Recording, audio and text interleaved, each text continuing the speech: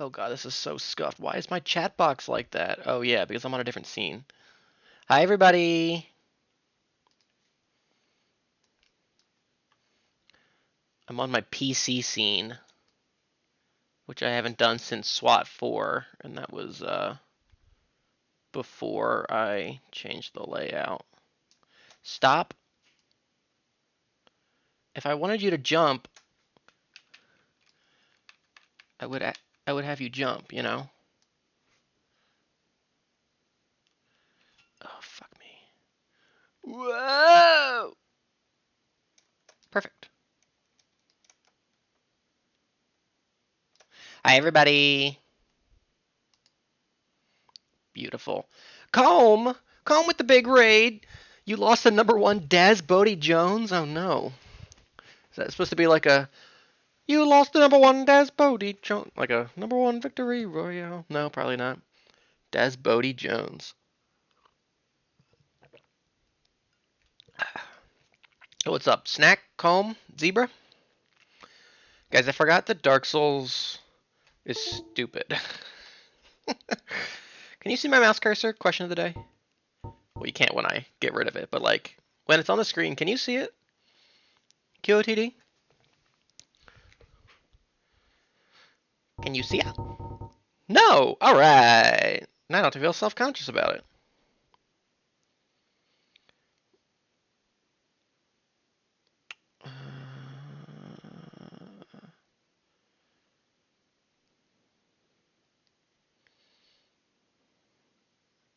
Need to pull up something for reference in a couple of minutes.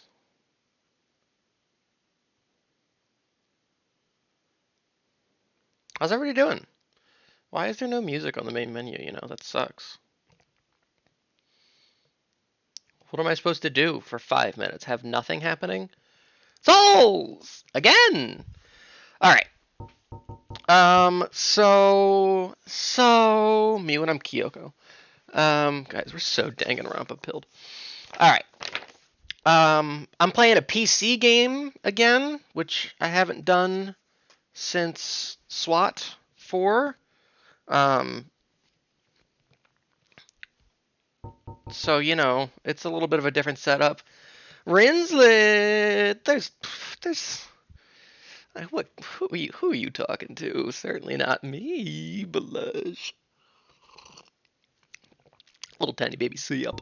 Let's fuck around in the settings. I'm probably gonna have to turn some sounds down. Um, blood! I'm gonna set it all of this down to like 8.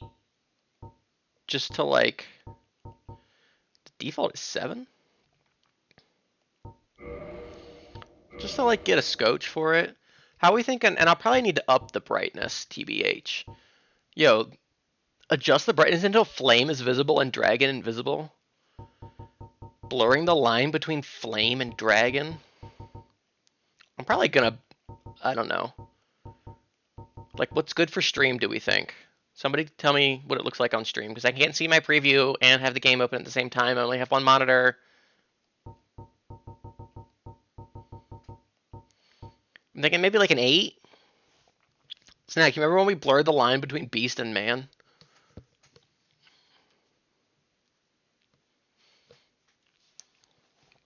I'm thinking like an 8. If it needs to be adjusted further, 6. That's gonna be. I think that's gonna be too dark for you guys. I think. This grid has never once been helpful.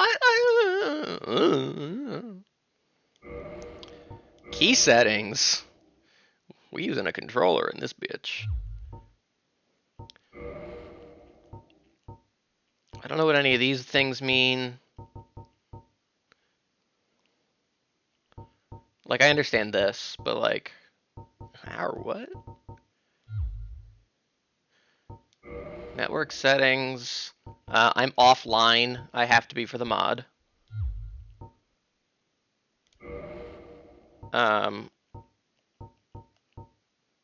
Controller. We're playing controller because you're a maniac if you play otherwise. Fortunately, I guess it is. We do have the Xbox buttons on here, even though I'm using a PS4 controller, which, oh god, feels so weird in my hands. Can I change? Can I talk? I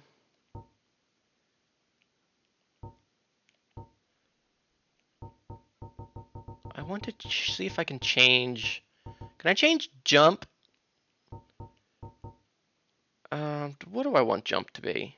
Do I like it on B, or do I want to change it to the stick?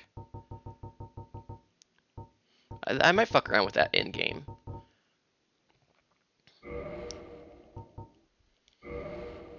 What if I turn? What if there was like an easy mode? I was like, yeah, let me turn on easy mode. All right. This was my stupid little test character. Oh god, what is X on an Xbox controller? Is that square? Must be, right? Get rid of that bullshit. Yo, what's up, Zebra? See, why can't that music be on the main menu? Are you gonna be a Semi on my way or an Imadimo? I don't know. Maybe I'll be a third thing. What do we think of the stream title, by the way, guys? I thought it was pretty raw when I thought it up. This I might want to bump up a little bit.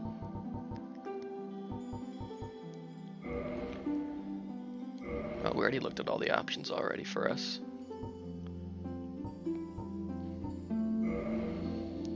Here we are. Can we make a girl blush? We could. I'll have you guys know that the Daughters of Ash, like that's not us. We are not a Daughter of Ash. We are still just the chosen undead in the lore. The Daughters of Ash are like existing characters. So let's talk about the mod a little bit. It is a pretty massive overhaul. Who are the Daughters of Ash? We'll find out. Are the Daughters of Ash the Daughters of Chaos at all? There might be some overlap. Let's make Sodia. What if I make Sonya?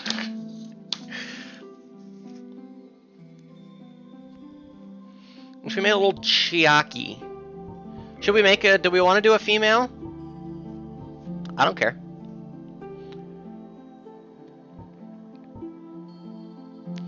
Please!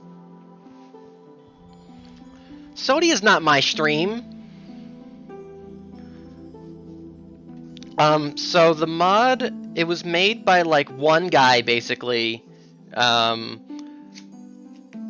over, you know, dozens and dozens and dozens of hours.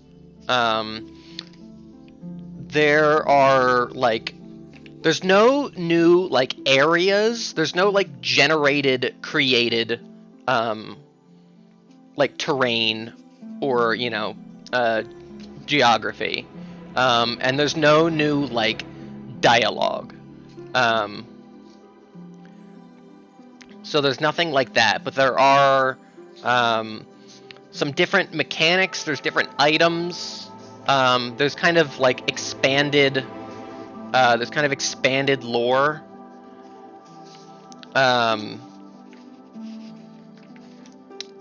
And there's some pretty cool things. I think the conceit of the mod was that it was, which was like, this mod was like one of the first like big, like interesting mods to come out for Dark Souls, a couple of years ago. Are there custom enemies or animations or anything like that? There are a few new enemies that were like beta enemies or like in the code, but like cut. So there is one like new boss that was cut content, and I think there are maybe like a couple of enemies that are restored.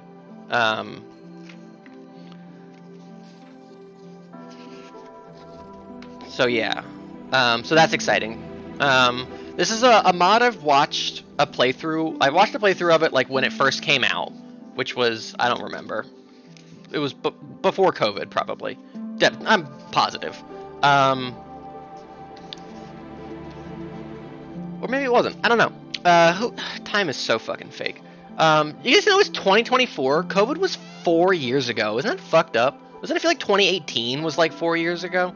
The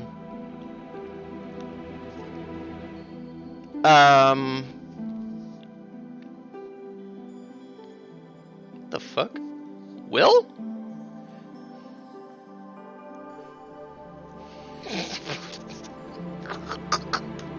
Shots fired. Hi, I'm here. The crestfallen Brudge. I'm taking you with me.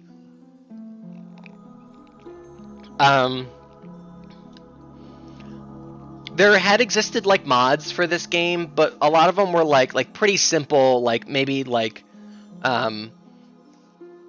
maybe like move some items around, relatively like basic things in like the kind of early days of Dark Souls modding. But this, and there was one before it, and I forget what it was called. This was like the second like big like chunky overhaul mod that like really fucked around with like substantial things. And the kind of conceit of it, I think, if I recall, was that it wanted it to be like playing through the game again for the first time. So like a lot of route, like to get to a lot of places has been changed. If you look at the comments on Nexus Mods, there's a lot of complaining about it. There's a lot of like, you just like change stuff to just for the sake of change, and like it's not good. Or, like, there's a lot of people hating on it. But I was like, I don't know, guys, cope. So, like, yeah, things are changed. Yes, exactly, for the sake of change, to make things, different. Yeah, it was wild. Yo, what's up, Kingo?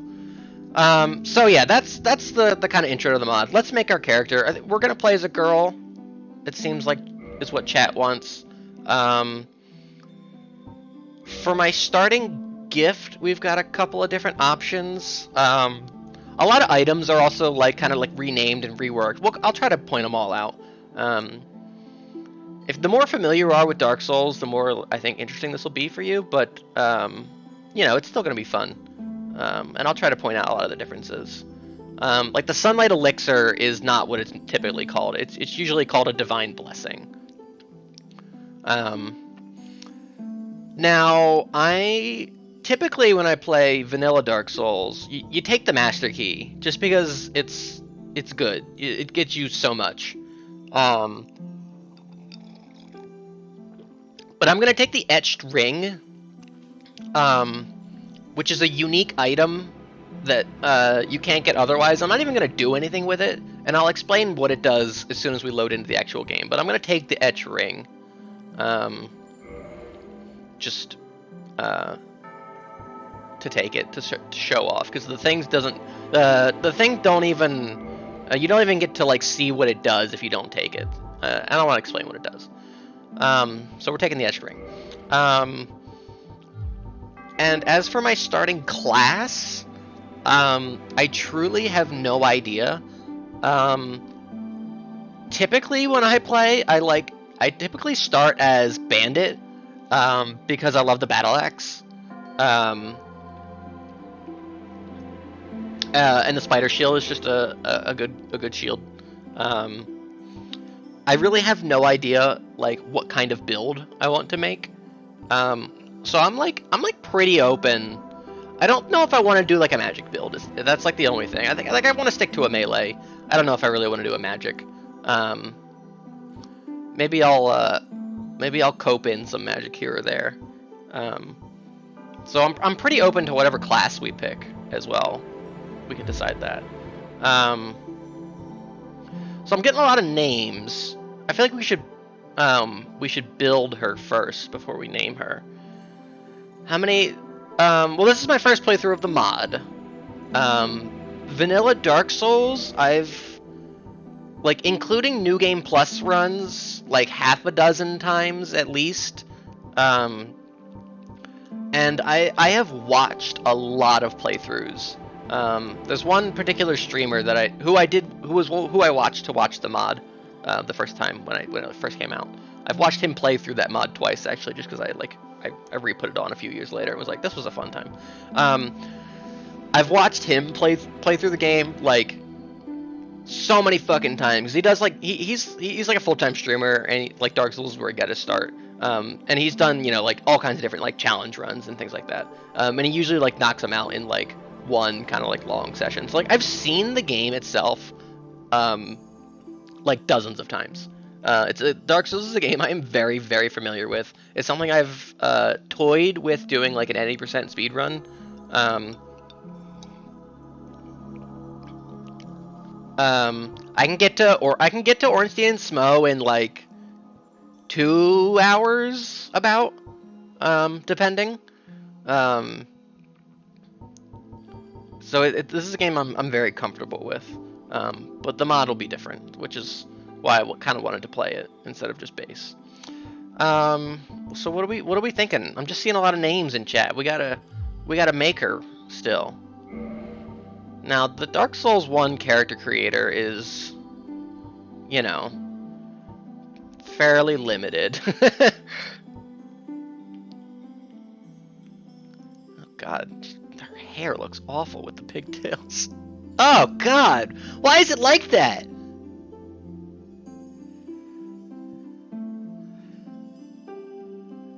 Jesus, lady. This has got to be like a weird PC thing. First name she, last name Eesh. What's up, K-Man? Should I try to make like an established Sizverse character? Oh god.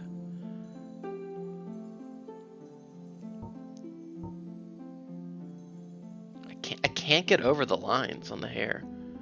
Like, y'all can see that, right?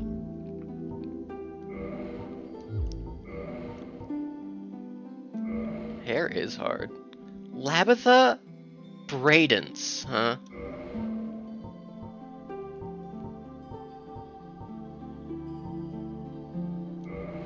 Red is kind of nice.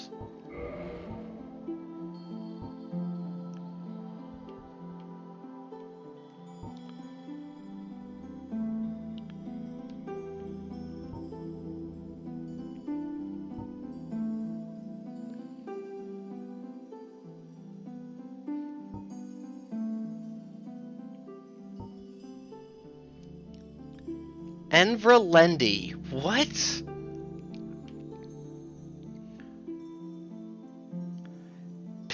Pissin? Is that Pissin Dedeoe? Like... Botswanamo. Eat a champ? Botswanamo.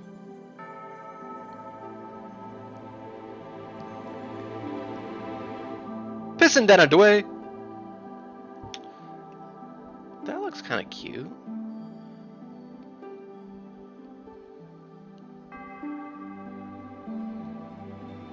Go to belly.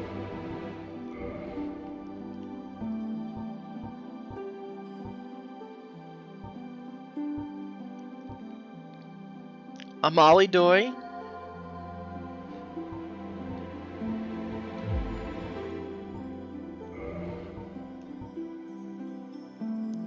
Oh, that looks nice.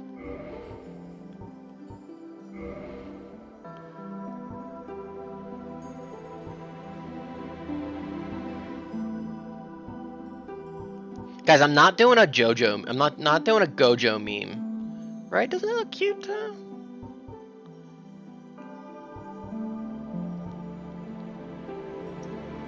Do we... Okay. Question and serious answers. Do we want to make her look nicer? Do Do we want to try to like recreate a stream character, or do we want like a do we want like just like an abomination, like a randomized abomination? Can you make her have huge cans? I can give her a large upper body, or make her top heavy. Should make an OC. I kind of like an OC idea.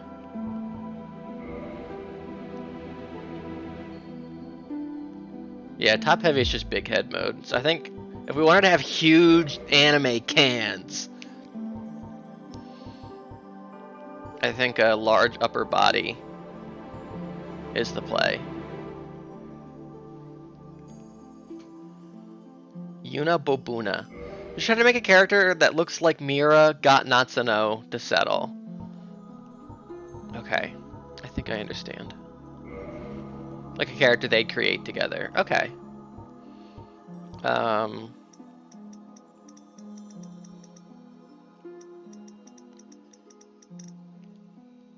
Is that doing anything? Oh, there we go. Again, this character creator, not, you know, not super in-depth. Like, this is it. Like, these are our options here. So there's, like, not even an eye color. Also, remember that she's gonna look gross, like, 90% of the time.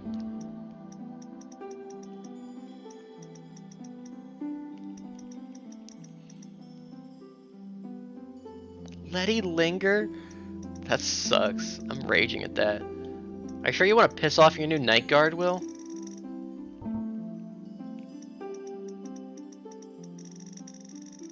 Oh, no.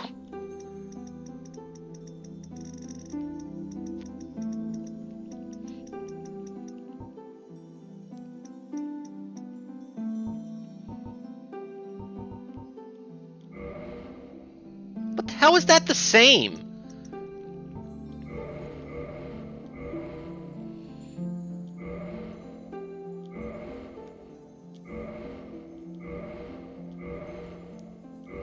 Kinda liked where we were, TBH.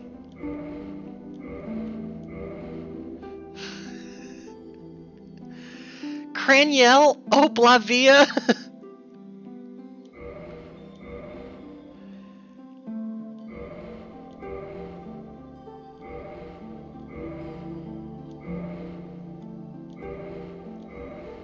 Smeagol.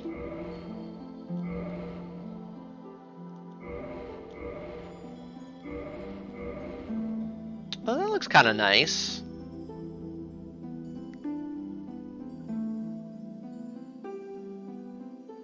Oblivia? Oh, okay. I thought it was like an Obladivia. Craniel Oblivia. That's kind of raw, actually. This looks nice. I think this looks nice for us.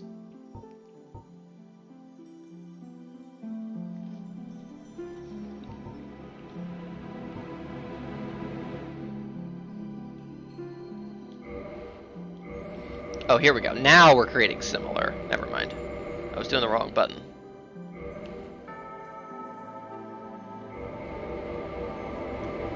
Her eyes are weird. Ooh, no.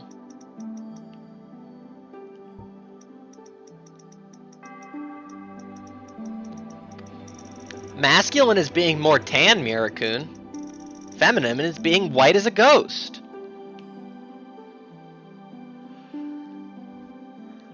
Do you think Natsuno makes a gray?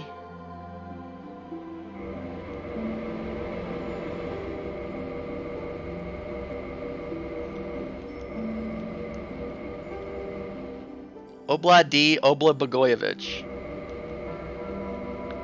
Obla Godiva. Pissin' Danny DeWay.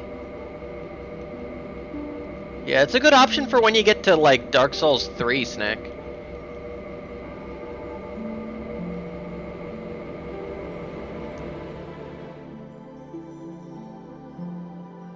What was your suggestion? Hillary Winston? Was that your that was your most recent one, Zebra? It's like Chumbawamba.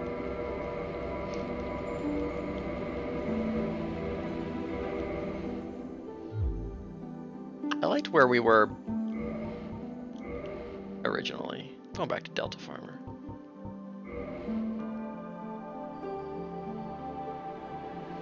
Yeah, what's up, Tamal? I don't know, we haven't named her yet. I'm still fucking around.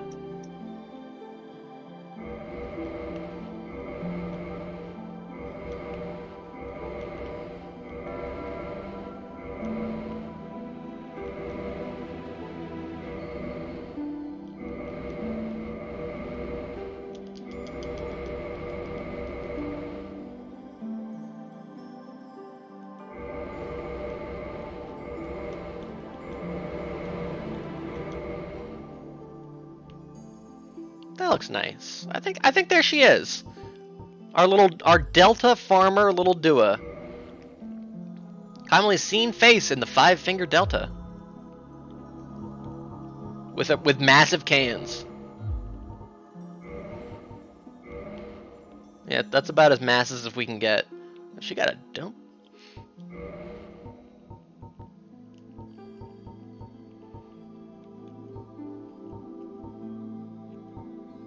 Oh god. Like huge. Nochi Horadori.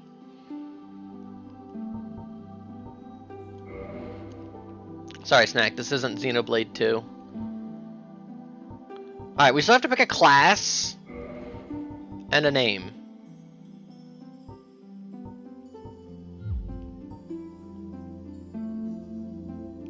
Last Christie.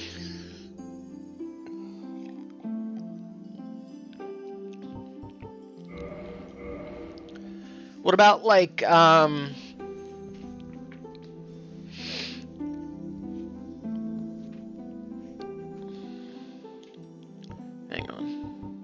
I'm not liking the chin, actually.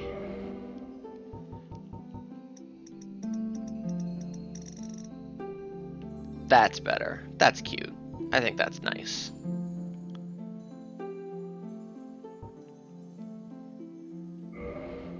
Oh, wait, here we go. Sorry, hang on. Can I do color? Oh, I can do color.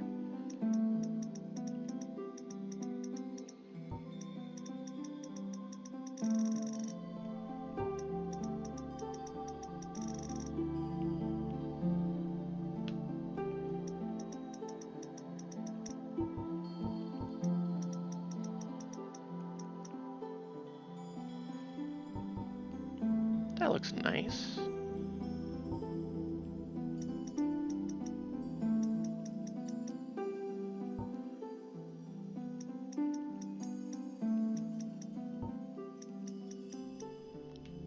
Yeah. A little cutie.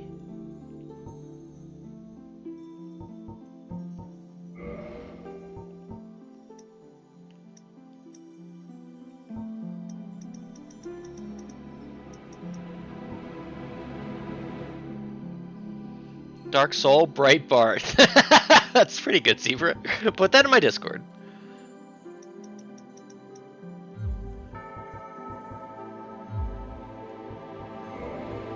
Can you do, like, marks or tattoos in this one?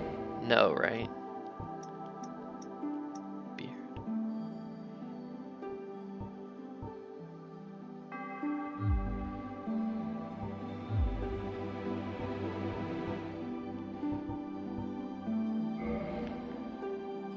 Anna Jacuzzi, Judy Mahoney, Nadia Limonchadia.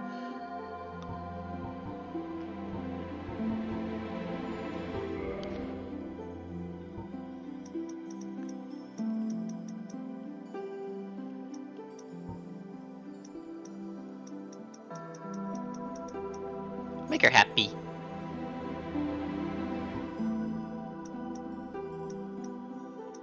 Give her some nice full lips. You know, make her snack core. Jeffily Epshey.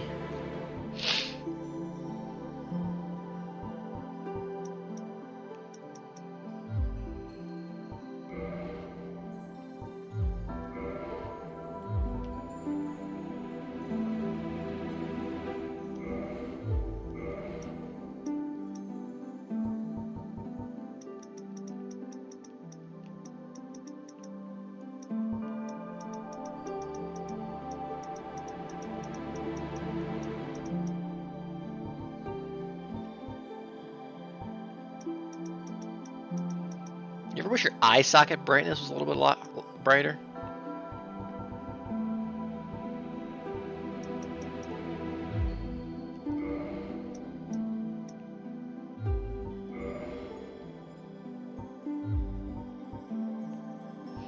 What the hell? The secret menu option? What is this, the Shinra Manor escape room?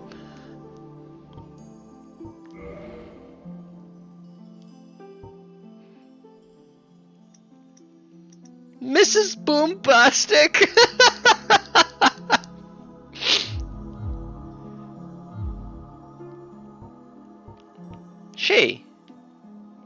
I think she looks beautiful. Alright, let's name her...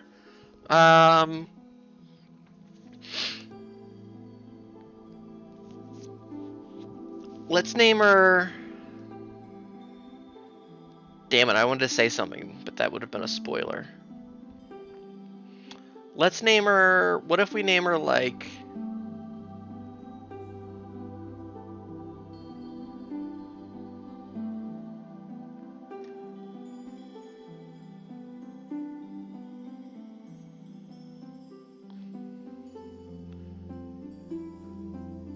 Lena on that beat?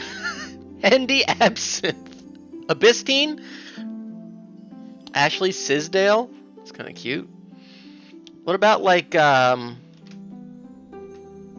typa. What about, like... What about, like... What about, like...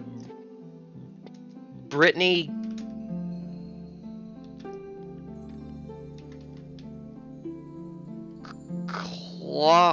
That's as far as we can go. There's there. Oh, all right, hold up. There's a space limit.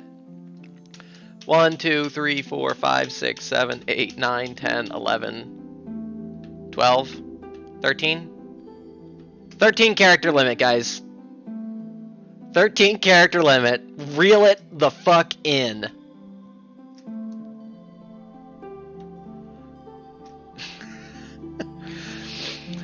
Cranial Oblivia. Constance Owie.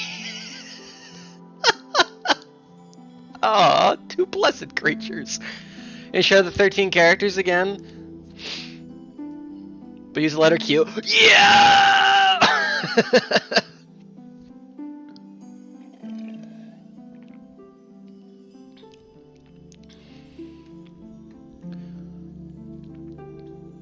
What was... Wait, hang on. There was one a minute ago I did like. CJ Musterford, Gwen Dots. Gwen Dots would fit. Gigagadi-gadak-dato.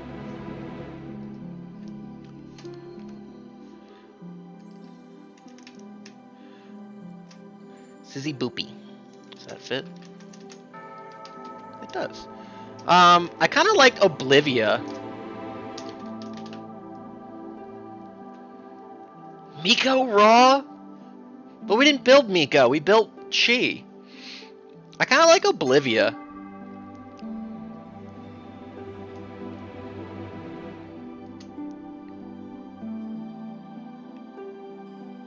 What if we did, like, Oblivia Drake? You guys like that? Oh no, Drake is kind of ruined. Fuck.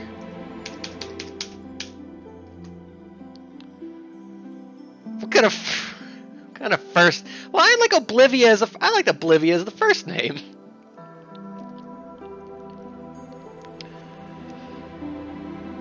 What about Oblivia Lamar?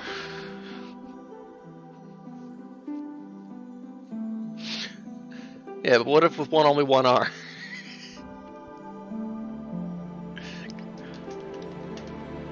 It would literally have to be one R. There's not enough room.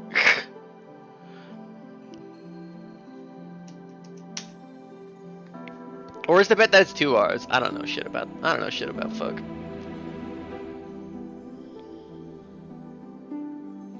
Oblivia Riz? What about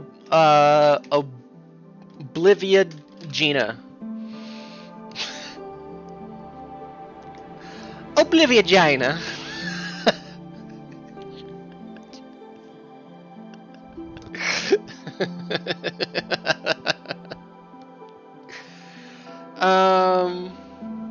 Gina Raw.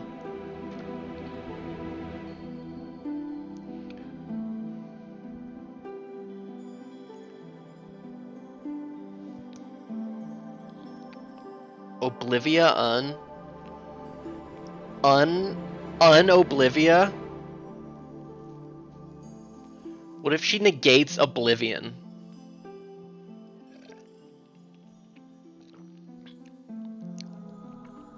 Bankai Booby Raw. What Oblivia Limb? Oblivia Const shoot. Oblivia Happy. That doesn't make any sense. No, I know. Judy Mahoney.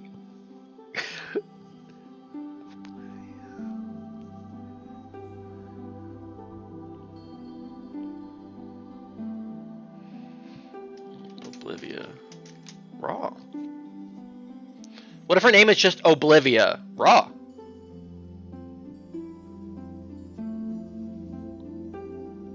Oblivia Doi.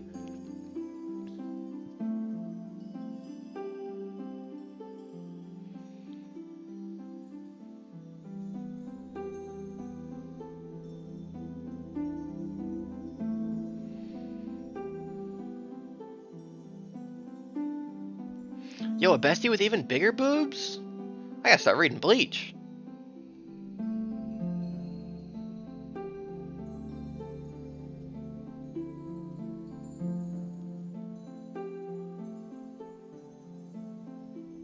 Oblivia Nasty.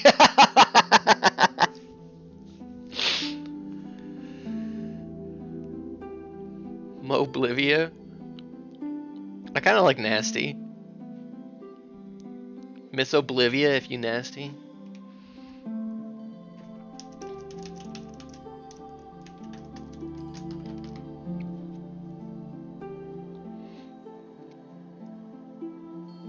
Aw, man, what if we did like Oblivia Nasty?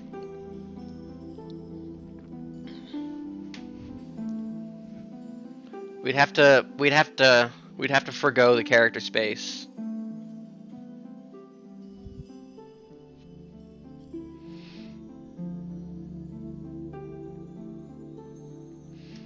Ganasty, Gnork. Yeah. No, you're right. Oblivia Nast. Oblivia Nasty? I think we're locking in with Oblivia Nasty.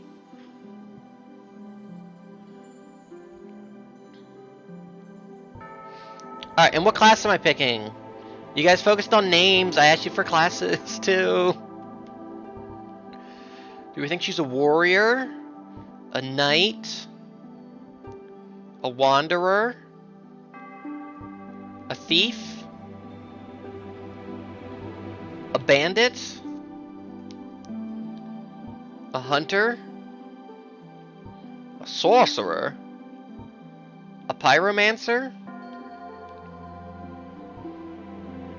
A cleric? Or a deprived? We're not playing deprived. It wouldn't really make much of a difference, TBH. But we're not playing deprived. Damn, that ass though. Yo, what's up, Pixie? I'm deprived.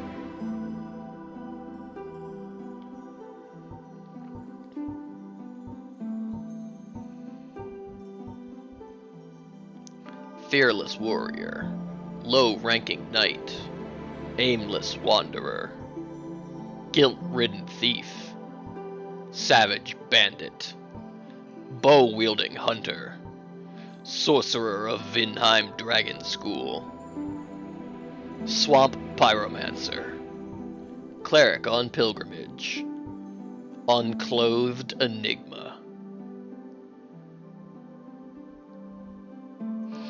Pyromancer is raw.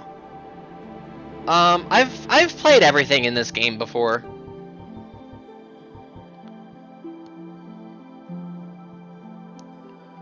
I have no idea. Can we be a pirate? In lore, we could, I suppose. I have no idea what we're gonna build toward. I don't know if I don't want to I don't want to be like a mage though. I don't think I want to be like a pure magic mage. Or even cleric. Pyromancies are fine to you can swap pyromancies in, no problem. So and it doesn't really, I mean, I guess if I pick if I pick, I don't know, fucking bandit, but we later decide we want to use a dexterity weapon, that, you know, might be a little annoying to have to grind up dex a little more, but it does not matter.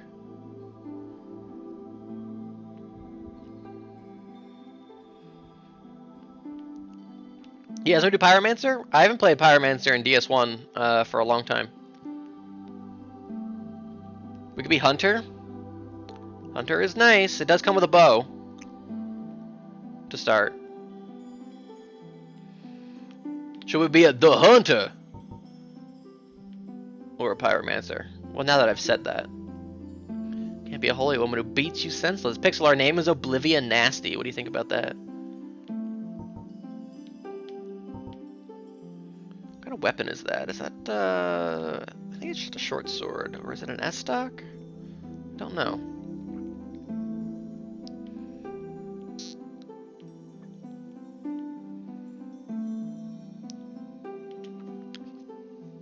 Sounds like a hunter to me. Can we use Gravelord Rave Swords? Probably not. I don't know if we will. I'm here in Hunter. That's cool with me. Starting with a bow will be nice.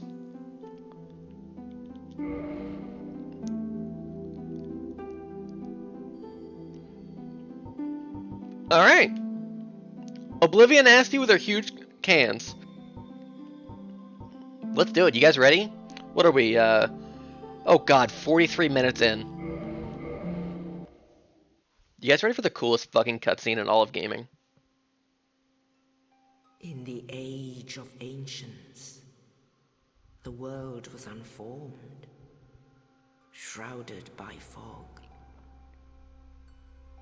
A land of grey crags, arch trees, and everlasting dragons.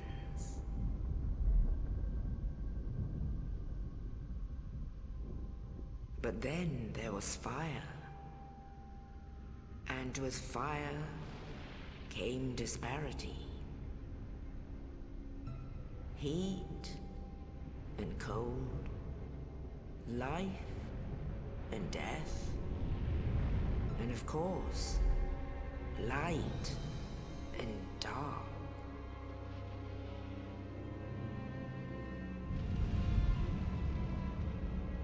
Then from the dark they came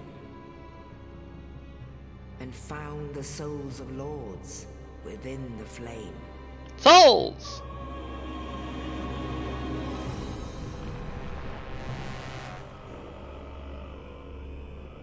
Nito, the first of the dead.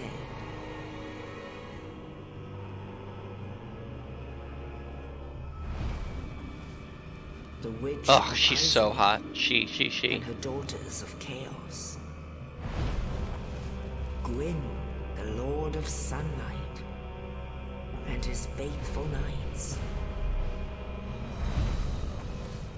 And the furtive pygmy, so easily forgotten. So easily forgotten.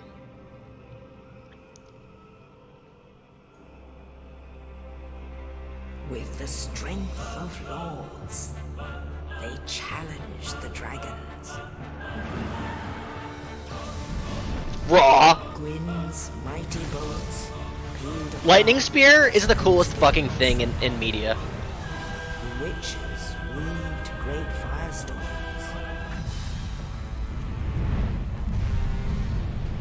Nito unleashed a miasma of death and disease. Here he is, raw. Scales betrayed. This scene goes hard. Look at that. The dragons were no more.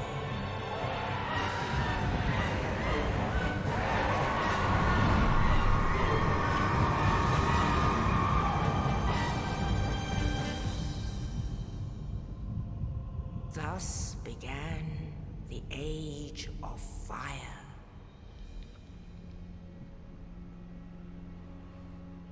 But soon the flames will fade, and only dark will remain.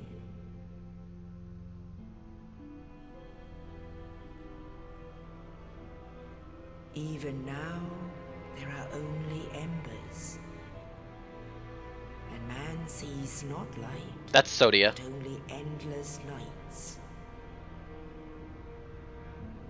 And amongst the living are seen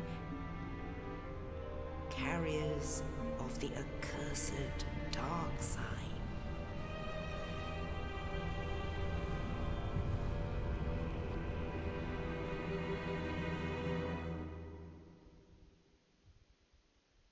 It's a very raw line.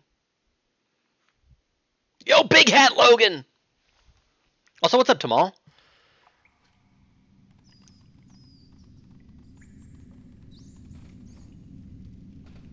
Yes, indeed. The dark sign brands the undead.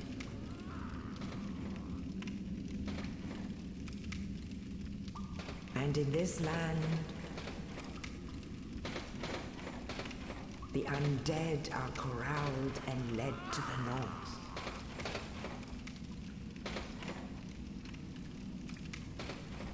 Where they are locked away to await the end of the world.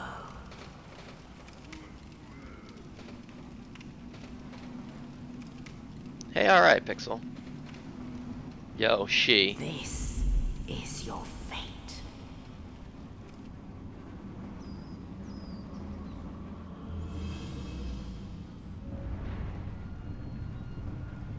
The chosen undead unlocked. That's raw.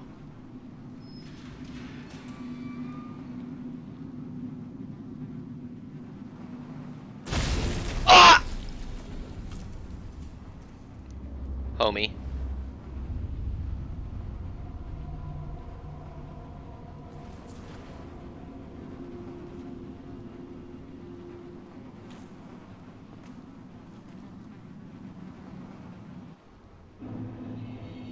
Alright, the Northern Undead Asylum. Here we are.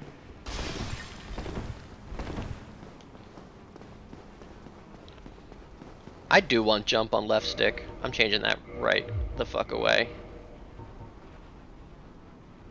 Key settings.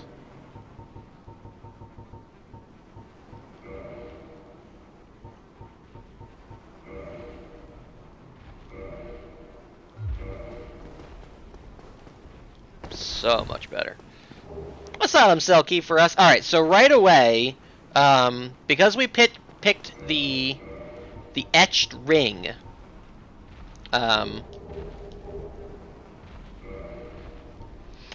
etched ring.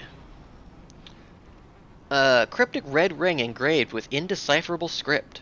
The gods once gave these rings to their most devoted disciples and drew their divine signs in plain sight, for those willing to sacrifice peace of mind and ease of combat, not to be worn carelessly, nor removed lightly. So this allows us to, you can make several, like, gameplay modifying contracts. Followers of Kreml gain great stamina, but recover it more slowly. So you can, also that's a cool addition. Didn't always have that. Let's see, this one. Followers of Xandro have greater attack power, but surrender a large portion of gained souls.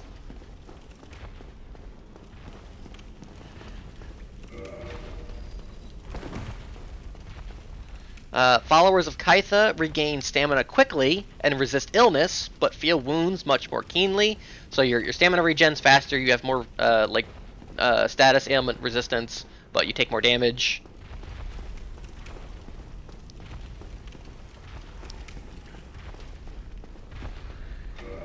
Can we be in the Covenant of She? Absolutely, Snack. Which one is that? Oh, yeah, definitely will be. Followers of Nar Alma recover health from slain foes, but endure endless suffering. So this one, you're like constantly drain health, but when you kill an enemy, you gain health back. So This is the god of blood. Yeah, this is you pick it at the start of the game, and then I think you have to wear the ring for the rest of the game. So it eats up one of your ring slots. If you take it off, I think you lose the contract. And also, if we leave this area without picking one, I think the ring is gonna break. I'm not gonna do any because they're all like hard mode kind of things. I think there's another one if I kill this guy too.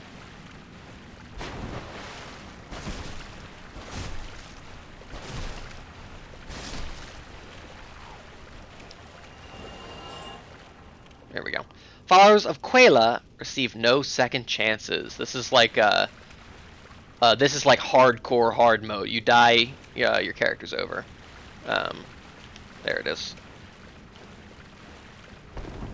But I don't want to play with any of these. Quela also.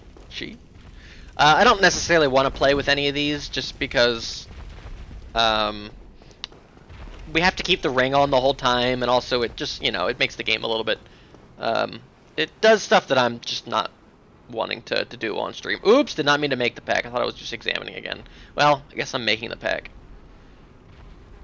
So yeah, we can see, look, we have a lot more stamina, but in this one, now that we've done that, our stamina's regenning so much slower compared to normal. But I'm just gonna take it off. Oh, fuck! And see, it kills you. Oh, it cursed me. Tight. I'm not too worried about that, actually.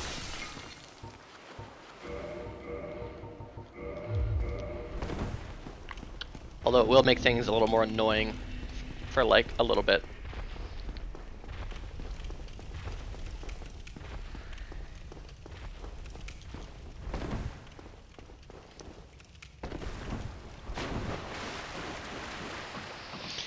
And you think getting cursed down in the Ashen Lake was bad? Try starting off the game with it. By accident.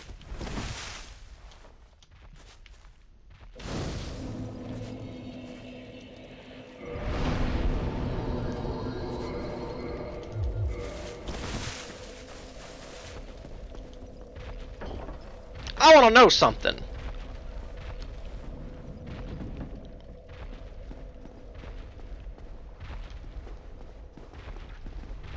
Get away! Raw.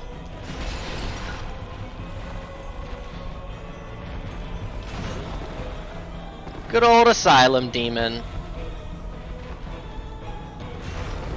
Now normally, you're able to just run over here and the door's already open, but uh-oh! Get your shield!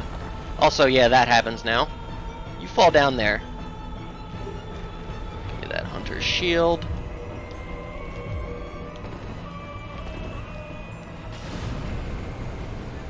Beautiful.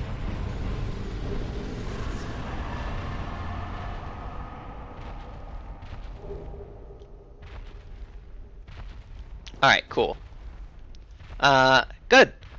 So this normally only happens on a revisit. This floor falls out. Oh good, I did get the souls. And you go down there and you fight the stray demon, but I actually, it's actually a good thing for us, in quotes, that the stray demon down there killed the Asylum Demon. When we come back later, he'll actually be stronger.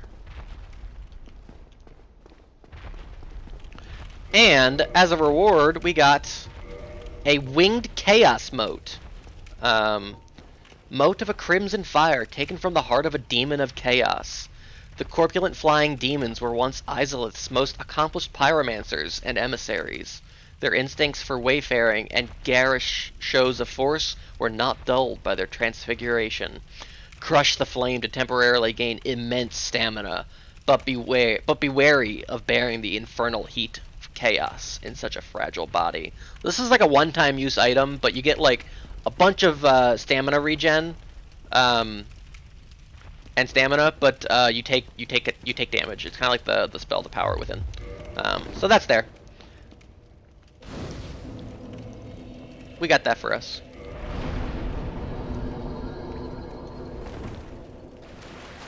Open menu.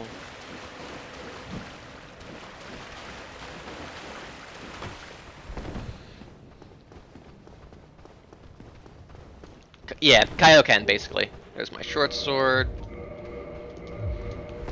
I do want to go back. Normally, your shield is in a room over here, but it's locked. And an imposing figure lies within.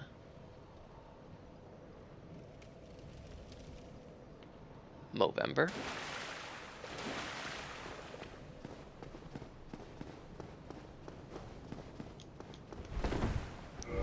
Oh, mid-roll? That won't do.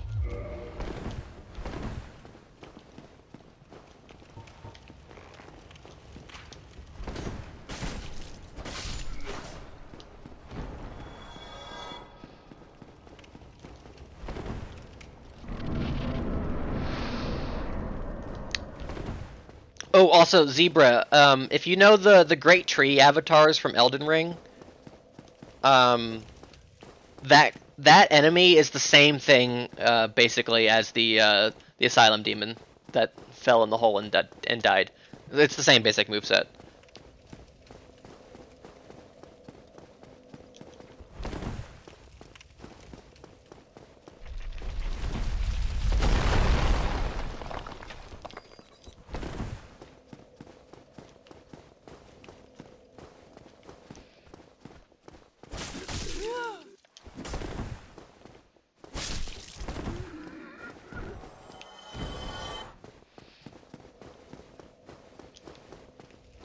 Ball. Oh, you. You're no Hollow. Thank goodness. I'm done for, I'm afraid. I'll die soon, then lose my sanity. No. I wish to ask something of you. You and I, we're both undead. Hear me out, will you? Yeah, alright. Regrettably, I have failed in my mission. Yeah, me too, Zebra. Perhaps you can keep the torch lit. Hey, how's everything sound, by the way? Saying in my family, thou who art undead art chosen, and thine exodus from the undead asylum maketh pilgrimage to the land of ancient lords. When thou ringeth the bell of awakening, the fate of the undead thou shalt know. Well, now you know, and I can die with hope in my heart. Oh, one more thing. Here, take this. An Estus flask. An undead favorite. Woohoo! Oh, and this. Woohoo! Now I must bid farewell. I would hate to harm you after death. So go now, and thank you. Now I must bid farewell. I would hate to harm and 07.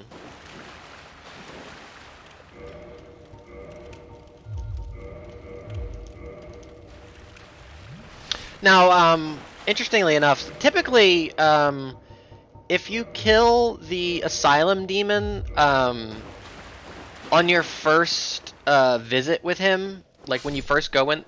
No.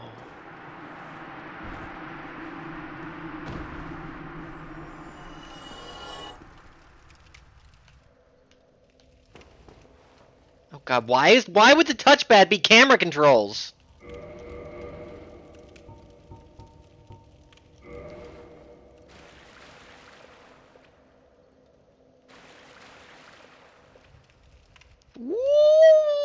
Wacky! Normally when you kill, if you kill the Asylum Demon like your first time into that room, he drops his weapon. But I guess, because he died by the other guy down there, that doesn't count for dropping his weapon, which is interesting, I suppose. There's the Asylum Corridor key.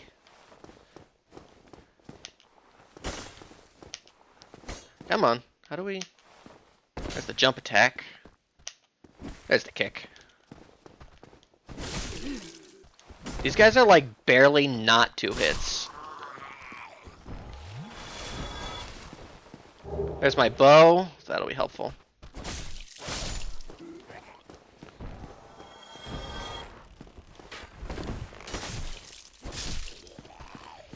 Plunging attack. With bow equipped, use it. Critical. Parried! Yep, he still got it. This is like the one Souls game where I'm like, yeah, I'm cracked with parries. I know how to do them. We can open this door in this mod. Normally you need to come back here later with a key. Dragon Quest enemy called the Night Clubber. He's also a lot like the demon. Oh. Soul of a Lost Cleric! And a bottomless box for us. So interesting, our little poppable souls, a lot of them have effects now. So the Soul of a Lost Cleric, absorb to heal shallow wounds. So like in addition to giving you souls, it also gives you like light regen for a little bit. Normally you would drop down and plunging attack raw.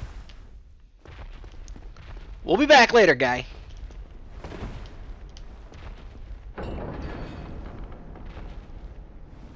I'm sure if you showed me what the Night Clubber looks like, I would recognize it.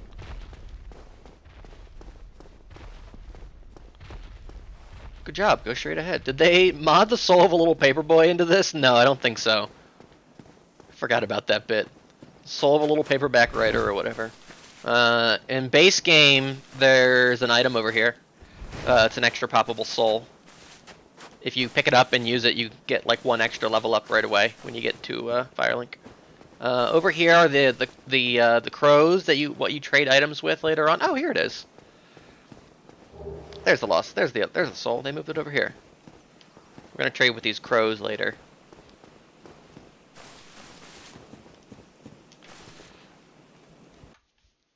Hang on, I gotta open this thing Zebras my friend sent me. Oh, okay. I think I've seen that guy.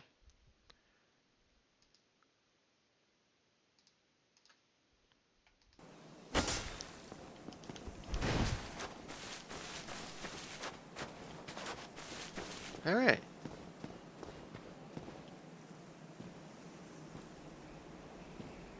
Only in the ancient legends it is stated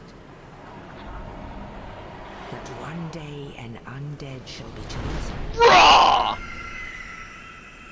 Crowy! To leave the undead asylum in pilgrimage to the land of the ancient lords. Lordran. Raw.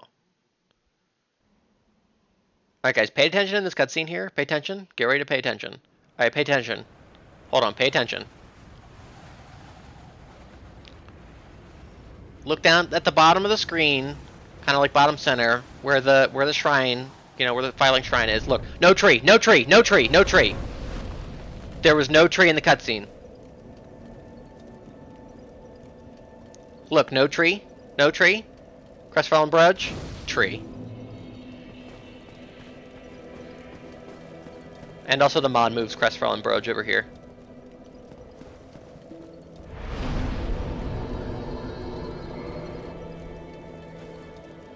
Like, fuck yes, I agree. Raw, raw, raw, raw. Yeah, so true. I think Dark Souls 1 has the best, like, intro movie. I think Elden Rings could be raw, but it's not animated for some reason. It's just like still pictures, which is kind of lame. I don't know what they were thinking. Trees grow. Well, what do we have here? You must be a new arrival. Let me guess. Fate of the undead, right? Well, you're not the first. But there's no celebration here. You'd have done better to rot in the undead asylum. But too late now. Well, since you're here, let me help you out. There are actually 2 bells of awakening. 2? One's up above in the undead church. The other is far, far below, in the ruins at the base of Blight Town. Ring them both, and something happened. Brilliant, right? Not much to go on. But I have a feeling that won't stop you. So, off you go. It is why you came, isn't it? To this accursed land of the undead? I can up the dialogue.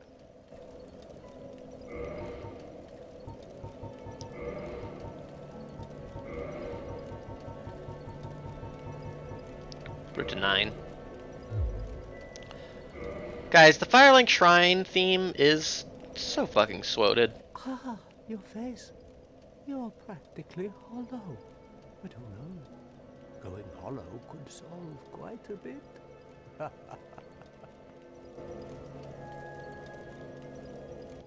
What? Restoring your humanity? Well, there are a few ways to go about it.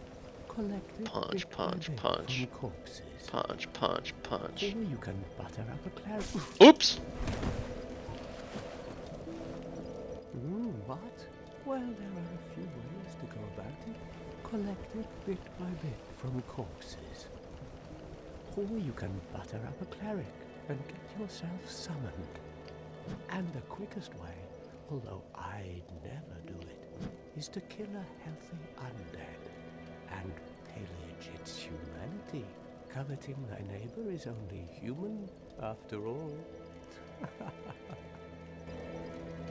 What's this guy's deal again? I don't know, he's just a crestfallen guy. What are you looking at? He's just a guy. Don't try anything clever. There's always a guy like this. Might regret it. At least in Dark Souls. Oi, hold on. Don't tell me. Have you been cursed? I did. Oh, woe is the undead who's cursed on top of it all. Harsh times. Harsh times indeed. He's not even gonna offer me help. No, I'm sorry. Oh, here we go. Here, let me share a nice tip. Long ago, I was told of a remedician who resides in New Londo. Does he really exist? Well, go and find out for yourself.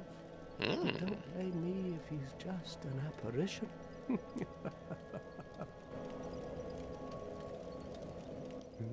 Oh, that's all we need. Another inquisitive soul. Well, listen carefully then. One of the bells is up above in the undead church, but the lift is broken. You'll have to climb the stairs up the ruins and access the undead burg through the waterway. The other bell is back down below the undead burg, within the plague-infested Blight Town. But I'd die again before I step foot in that cesspool.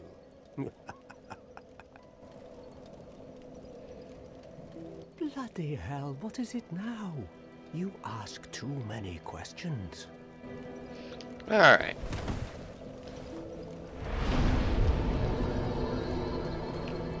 Alright. Guys, let's fucking game. So we're gonna collect our little Firelink Shrine items. Normally there is something there. Hey, Snack, thanks for oh my god, it's midnight already. It's been oh my god, it's been an hour. We haven't done fucking shit. I feel like I'm Snack. I'm making worse progress than Snack. Good night, Snack. Catching the vibes. Fuckface Petrus isn't over here anymore. I'll show you where he is. Oh, a transient curse.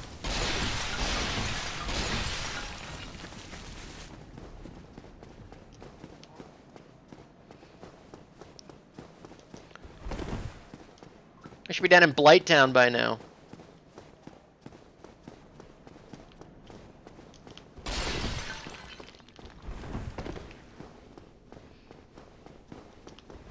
I played a little bit of this the other night just to get a feeling.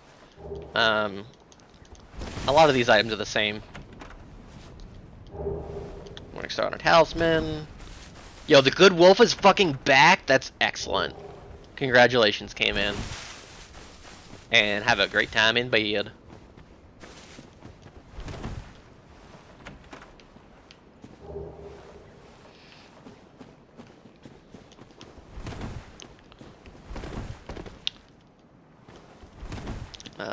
Petrus is over here now. Hello there. I believe we are. This guy not fucking together. sucks. I am Petrus of Thurland. Have you business? Oh, with that would have us? been so embarrassing, If Will. not, I'd prefer to keep a distance, if possible. Hello there. I realize that I have requested that we retain our distance, but I also want you to know that it is not meant in ill will. Here, take this as a token of peace. No, go ahead. It's for you. Oh, that's a little fucked up. Why would you give me the soul of a lost you? Hey, Zebra, if you gotta go to bed, you You can. again. Oh, I know. How about this? I have to await my companions here anyway. So what if I were to teach you some miracles? Oh. Would that please you? Sure. Very well. Then first, a covenant with the gods. Sure, why not? My big pancake shield. Now let me share my miracles. Only their ultimate effectiveness Hey, will be catching the determined VOD, buddy. by your efforts and your faith. Alright. Shrug! What do we got here? Anything, that I want? These are expensive. 10k, Great Heal, Excerpt, Homeward, worthless, Force, cool but worthless, Sea Guidance worthless, Heal is fun, and he's got some talismans. My companions are Milady. and Oh, young. Milady is so She is she. young, but burdened by an undead mission. We are her defenses, to keep her from harm. An undead mission? Regrettably, I cannot share that with you. But Wow. you are my pupil. Perhaps if you show your faith. Show your dedication. Requires 400 souls. What the fuck? No. I'm afraid that may be difficult, for our missions are sacred. I'm afraid that may be I don't even remember that being a mechanic, TBH. Come again. The effectiveness. I also think, in the base game, when he gives you an item, I think it's just like a shitty, worthless coin item that, like, literally don't do anything.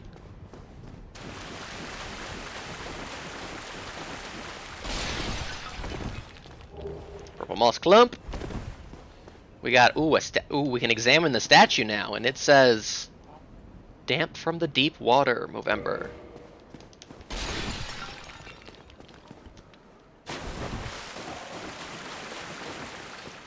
I'll have to keep that in mind.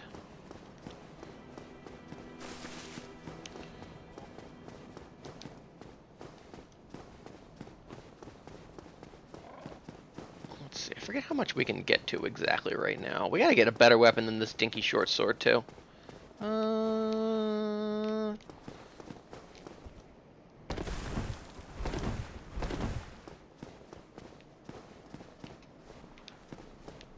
Here we go. I know I can at least get that item like this.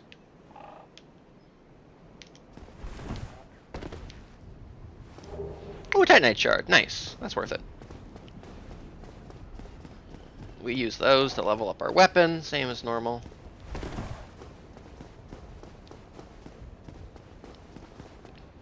Ah!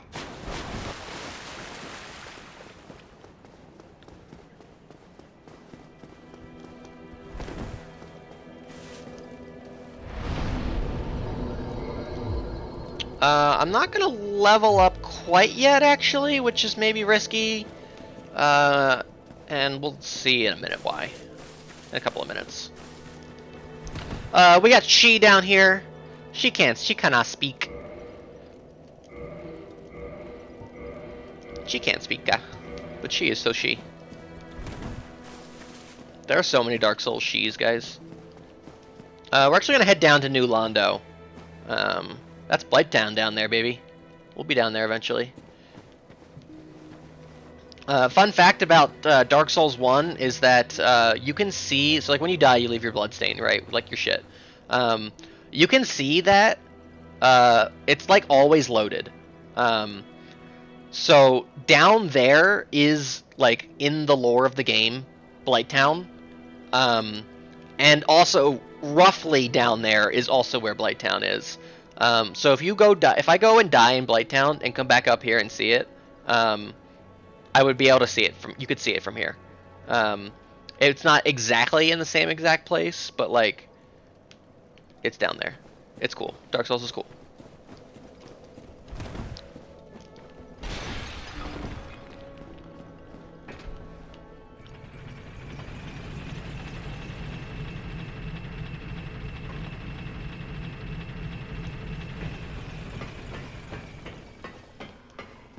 I'm actually not going to send the elevator back up.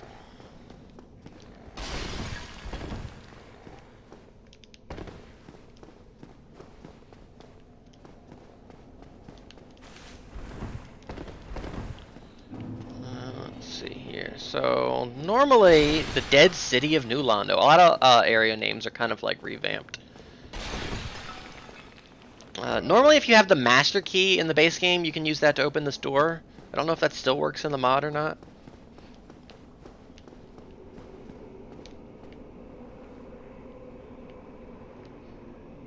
Spooky.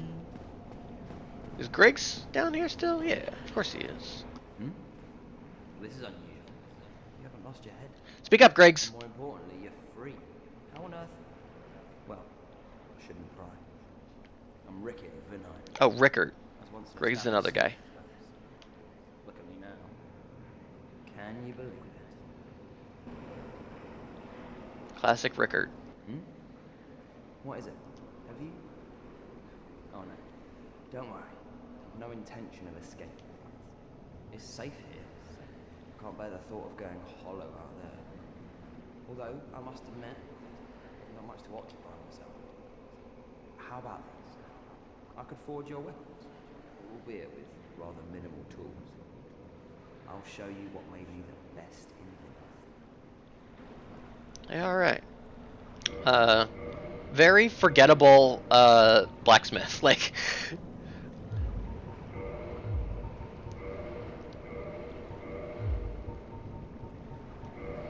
ooh, he's got the armor smith box. He's got some spells, catalyst, mage's set. I might come back and buy that later, but, not right now. What? There's nothing. We're both cursed. Hey, alright. Goodbye then. Later, dude. Guys, how's everybody doing? How's everybody's big day? Who had a fun Wednesday for them?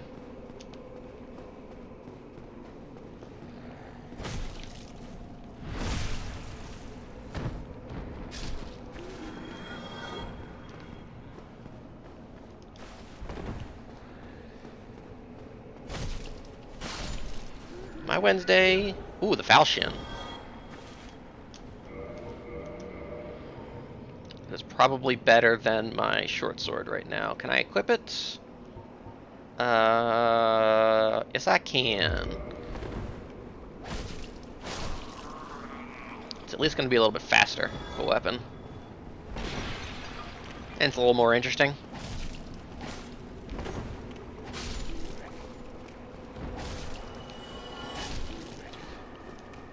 I don't know if I've ever used a weapon like the falchion. So we'll notice pretty quickly here that New Londo is not quite the same. What is it? Is it a curved sword? Yeah, I've never really used curved swords in Souls games.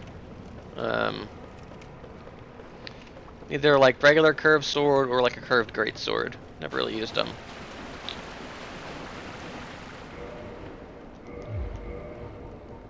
I feel like I need to turn.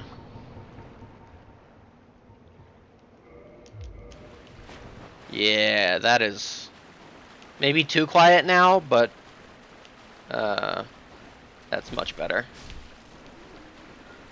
Otherwise, you're just gonna be hearing me sloshing. So New Londo, not quite the same in the original. Normally there's ghosts about, but don't seem to be any ghosts here. And if we head out to where there's normally a Firekeeper soul, we see a familiar friend locked in a different location entirely. Oh, still human, are you? Then I am in luck. Could you help me? As you can see, I am stuck without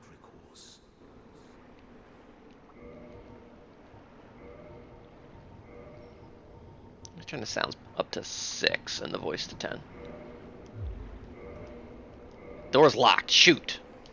Please, I have duties to fulfill, and I will reward you handsomely. Well, I am certain you stand to benefit. Well, shoot. Please, He's not normally here, and there's not even normally a gate here. So there's a pretty massive change already. I guess we'll have to figure out where the key is. I don't remember off the top of my head.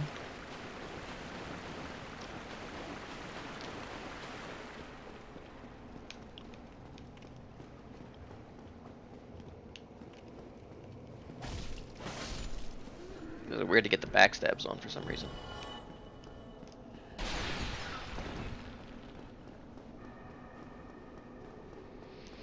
Yeah, so normally there are ghosts prowling this area, but not anymore, I guess. Don't have to worry about no ghosties. Makes this area a little bit more early game friendly. Easier to navigate.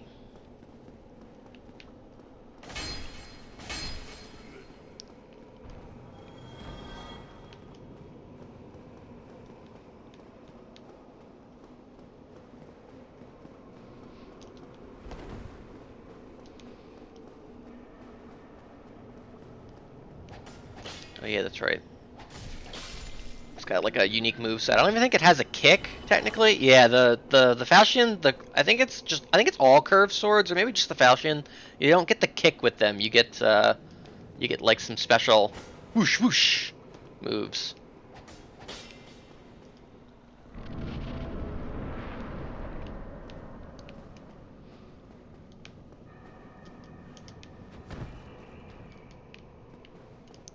Oh yeah, normally there's ghosts all over this place.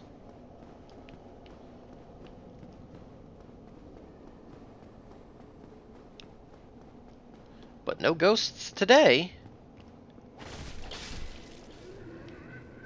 I don't know, maybe I'll use a curved sword in this. That could be fun.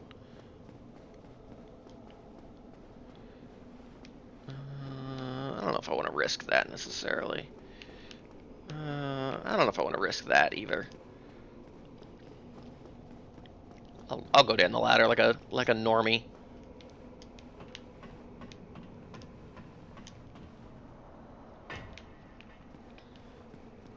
I remember in this game it's double tap B to slide down, whereas in like the very next game actually they changed it so that double tap B just jumps off the ladder and like jumps to the ground. You'll like the first ladder in Dark Souls 2, you'll often see a bunch of bloodstains around it from people. Maybe not so much anymore, but definitely like at the beginning of the game when it first came out.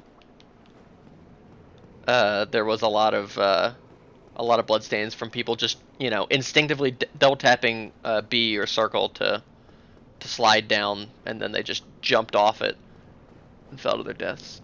Hey, gonna get skeet cozy in my bed? Hey, I'll guard ya nice and tightly.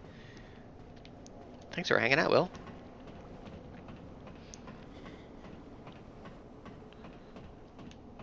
I'll catch you tomorrow. Guys, I've been looking forward to this like all week, and tomorrow the friend group is starting an archipelago randomizer event, which, if you haven't heard of it, is it's this program that that allows you to play like several different like games and randomize them all like together. So like for instance, I'm gonna be playing Kingdom Hearts 2 rando, and there are people playing like I don't know what people are playing. Like here upon Will in chat, William. He'll be playing Sonic Adventure 2. So there's a chance he could like finish a level. What the fuck? Like that enemy just didn't load. There's a chance he could like finish a level and get like I don't know, like a Keyblade for me. So I'm really looking forward to it. It's gonna be a lot of fun. And I don't have to work tomorrow, as per norm. It's gonna be a good time for us.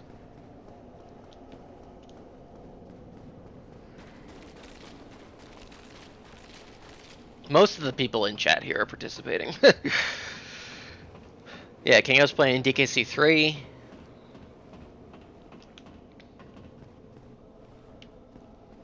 Yo, Ingward! Homie! This is why I wasn't too worried about getting cursed. Well, this is a surprise. I don't get many visitors, except ghosts. Oh, cursed are you? Is that what brings you to me? It is a wise choice. Your troubles will I also have no idea how much this is going to cost My me. name is Ingward. I'm an old man, bound to these parts, but cleansing your curses. That I can do. The breaking of curses is the territory of deities. You must be prepared to give some of yourself. No humanity. Do I have to pop one?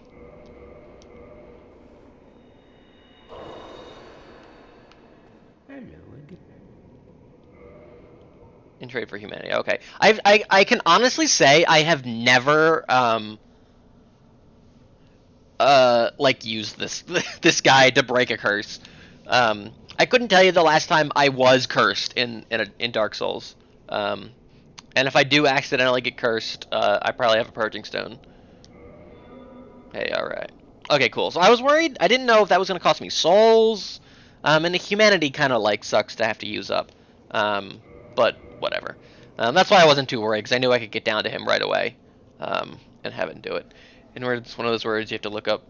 Yeah. Chat us the words that are just not real. I don't know if I want anything he's got. I am the guardian of the seal. I watch over the four kings. It's the seal over there. The Yo. masters of the Dark Wraiths. The Dark Wraiths are the enemies of man, and any living thing that has a soul. They were born in New Londo, and that is where they perished. The entire city was sacrificed to contain them, for that is how great a threat they were. Oh, I see what you mean, Kingo. I thought you meant I read it as called. I read your message as like one of those words that you need to look up.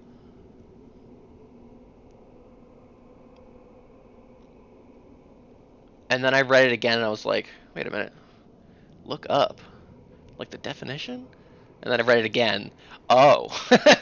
Causes you to look up in reaction. Yeah, it does. It sure does. Anyway, I could kill this man right now and get the key to drain the water, but I don't want to do that. There would be no benefit to it, to doing it right now.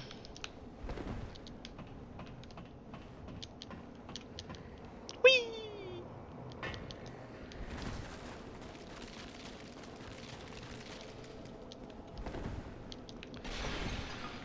Still a little bit more we can explore. How do you get down there? How are you meant to get down there? Is it just down here? Normally I just jump. But I don't want to risk my souls. TBH.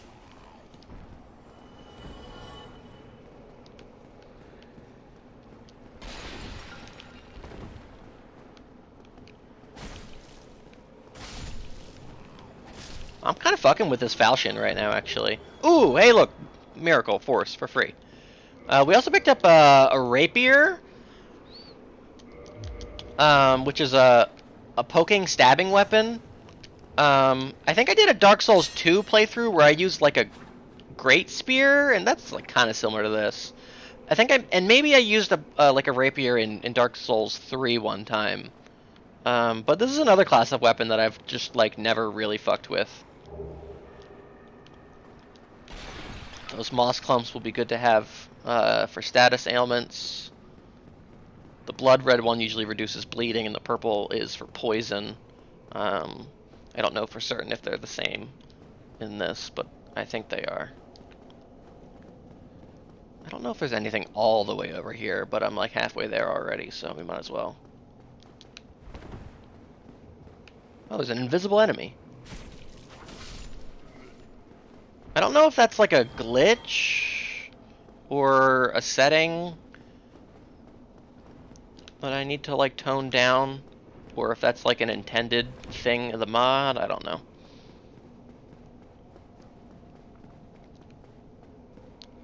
Ooh, 2 Titanite shards, nice. They have like kind of oh nice. Oh cool, we got our humanity back. They have like kind of standardized upgrade materials, especially in like Elden Ring, where I think it's like 6. You need like 6 of the tier total to get through it and get to like the next tier. I don't remember how many of any material you'll need in this game. Yeah.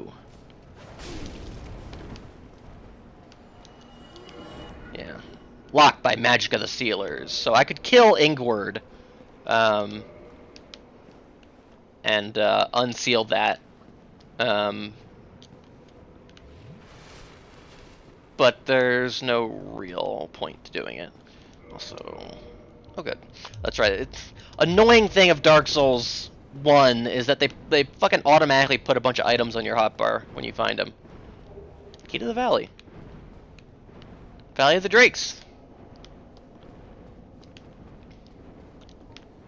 Alright, I am gonna Homeward Bone. If I were cool, I would, I don't know how to, like, you can, like, dupe items. I don't know how to do it, though. It's something like... I don't know if I just did it or not. Let's find out. No, I didn't. you can dupe items doing stuff like that. Alright, cool. So we successfully got out of New Londo. Let's level the fuck up.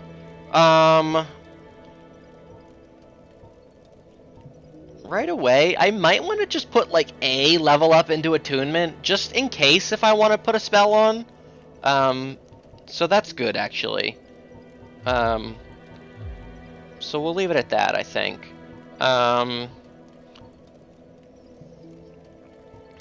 If you don't know, I'll go over all the stats. Vitality is your HP mainly. So every stat also levels up your physical defenses down there. And then it just kind of depends what else you get. So like Vitality is your HP. Attunement gives you attunement slots to equip spells. Endurance is both stamina and equip load, and bleed resistance, I guess. In later Souls games, they split endurance up into 2 things. So there's both like a stamina and an equip load stat you have to do. But for this, it's both. Strength affects your physical, the scaling of weapons that are based off of the strength stat. So that tends to be things like great swords, hammers, clubs, large weapons are usually scaled with strength. Dexterity is more finesse-based weapons, your rapiers, your curved swords, daggers, things like that. You can see right now where it says R weapon 1, that is referring to the first weapon that I have equipped in my right hand, which right now is a rapier. And you can see if I go strength to 13, it's kind of like damage number gets buffed to 85. But if I do dexterity to 15, it actually goes up to 86, and that's because our rapier scales better. As we can see here, this is my rapier's stat screen, where you see param bonus next to the icon for strength, the bulging bicep. There's a D, and the hand is dexterity is a C. So the higher, the better the letter. It's like D, C, B, A, S. Worst to best. So you can see this weapon primarily, has better scaling with dexterity, so you're going to get better results by leveling up your dexterity stat. Basic explanation there.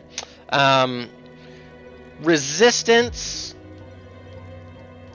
is levels up your poison resist, I guess. It's a pretty worthless stat. Leveling up your bleed, poison, and curse resistance, not so much a thing you really need to worry about. Intelligence is the stat that governs how proficient you are with sorceries, and faith is the magic stat that is used for miracles. Pyromancy in this game doesn't utilize either. It's like non-magical based. You don't need like stats for it for pyromancies. They changed that in later games to where you need like a little bit of both. Anyway, that's intelligence and faith. So I probably won't be leveling up these very much, if at all. Alright, those are the stats. Now you know. Maybe you already knew.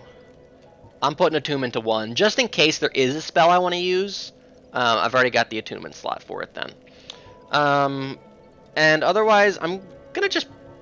I've only got, 2 more level ups? I'm just going to put a couple into Endurance, just for a little bit more stamina and equip load.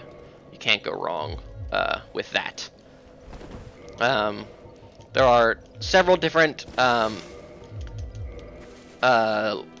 equip weight breakpoints that give you different rolls. Right now, if you look at our status, equip load, right now we're at 0 out of 53, so we have the lightest possible roll, the light roll. If we put on some armor, and now we're at, let's put on a couple of things here. Put our shield on. Now we're at 13.3 out of 53. Now we have med roll, medium roll. I think it's over 25% you get to medium roll. Now let's put on, let's put another sword there. Let's put on this Morning Star. We have anything heavier? Yeah, put that on. I don't know if we have enough to actually. There we go. Put the club on. That's even heavier. I'm just trying to get as heavy as possible. See if I can show it off.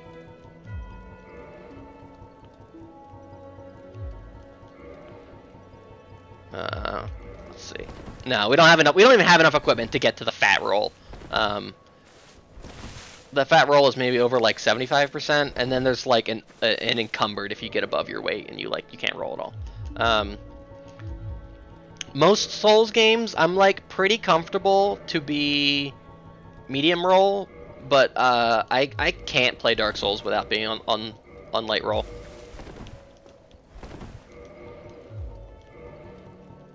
So can I put the boots on? Not quite. Gloves? There we go. Light roll. Roll. All right. Let me grab my guide here. So we got the key to. I printed out a guide, by the way, to make sure I do everything right, because there's a lot. You can fuck certain quest lines up pretty easily, if you're not careful. So I'm going to kind of be referring to some of these documents that I printed out.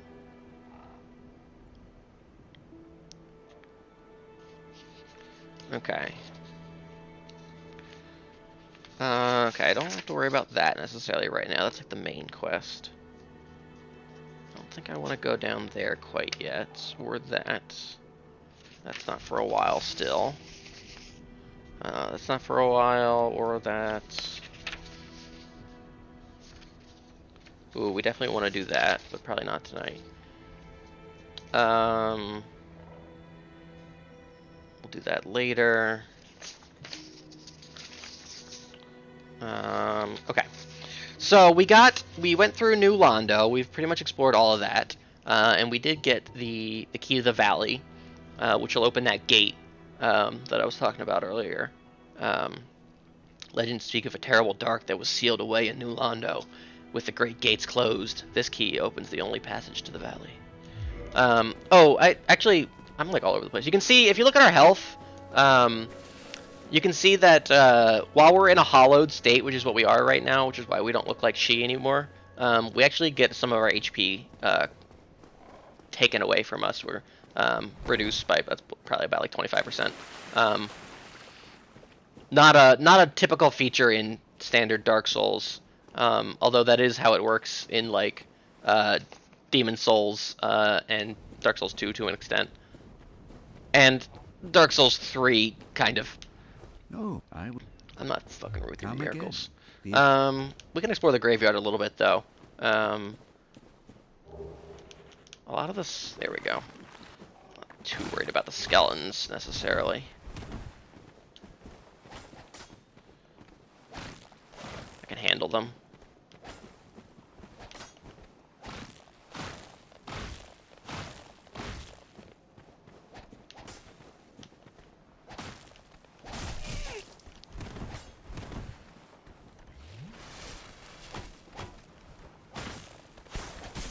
Oh, fuck! That was close.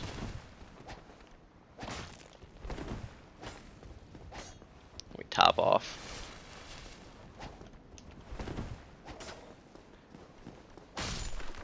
This weapon is so short-ranged.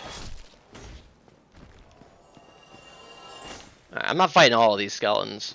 Also, a lot of them don't even spawn anymore until you, like, loot an item near them, which is a nice little change. Yoink, give me that homeward bone. Parrying dagger, that sucks. Let's see if I can come around here. Normally there's a Zweihander back here, which is like one of the best weapons in the entire game. Cestus, womp womp.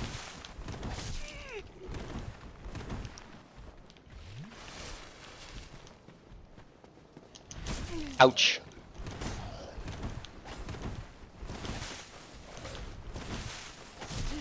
Oh, fuck, we got Bone Rust. That's a new status ailment. Fuck me.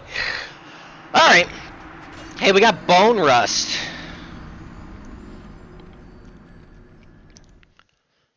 So, Bone Rust, it popped, the definition of it popped up there for a second. Damn it, we're still afflicted with it, huh?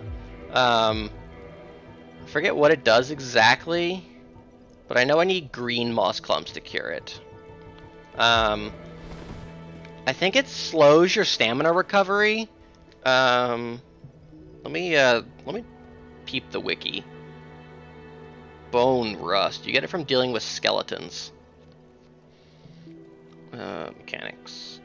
Yes. Let's see. The effect significantly reduces the effect of your healing items. I see. That's what it does. So now my Estus restores about 30% less HP while I have Bone Rust. Which kind of sucks. Or Boner Ust. You could also call it. I'm gonna get the rest of those items and my souls back. Oh, now you're spawning. You weren't last night, I swear. When I came over here. Maybe it's because I've already looted the items.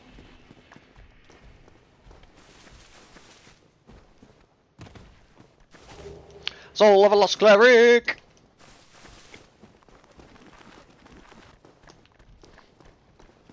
Fortunately, there's no Soul of a Lost Undead for us to sing. Soul of an Old Soldier. Ouch! Oh well. It's easy enough to get back to.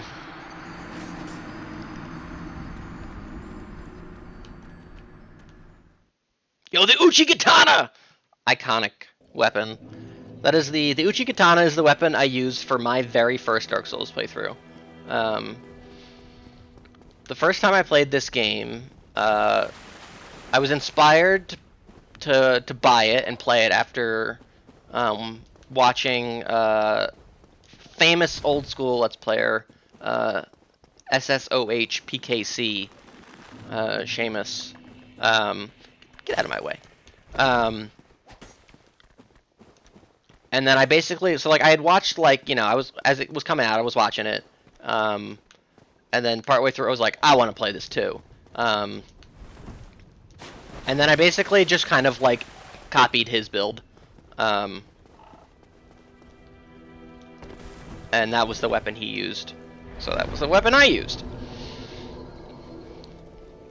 Yeah, classic guy.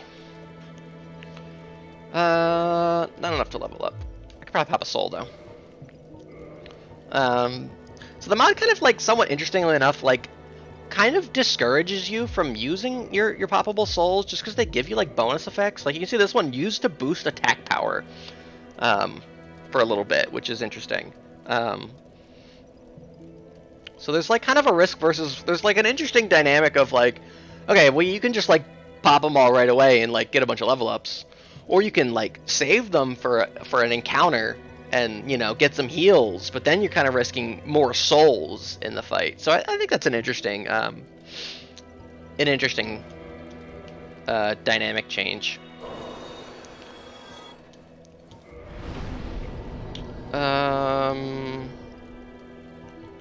Let's level up our HP a little bit. All right. We're gonna do a little bit of the kind of normal path here. We're gonna head on up. Head up the normal way here. Stupid jerk face.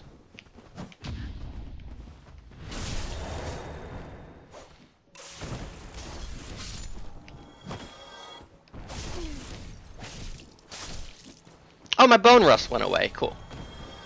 That's nice. Well, the lock-on distance is so much smaller. That was way too early.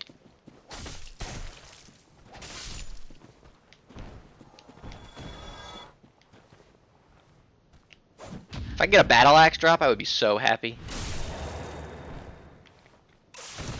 I love the battle axe. It's one of my favorite weapons in this game. The axe class, kind of in general.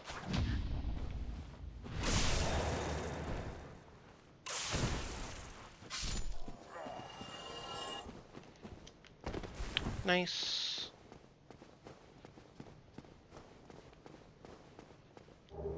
Ah, the Caduceus Buckler. Probably won't be using that, but I could.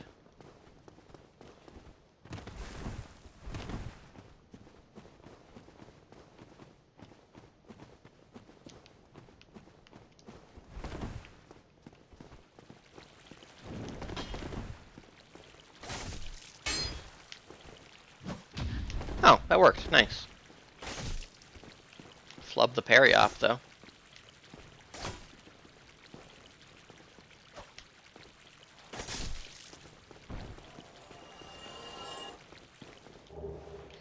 Bunch of throwing knives. Those will probably come in handy for like if I want to draw enemies and stuff. Rats! Oh, this is. I think there's typically only one rat in here. This is 3 rats. I will do my best to point out differences as I know and remember them. I think there's usually only 1 rat there.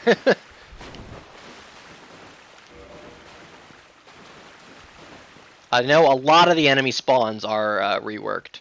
I think there was also a lot of people complaining about that. If you look at the mod comments.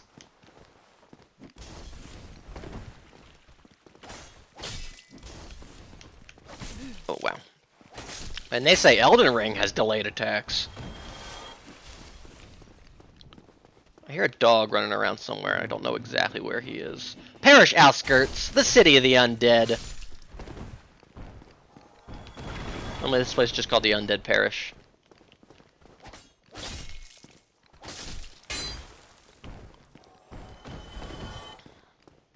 There's a dog. It's not the dog I'm hearing, though.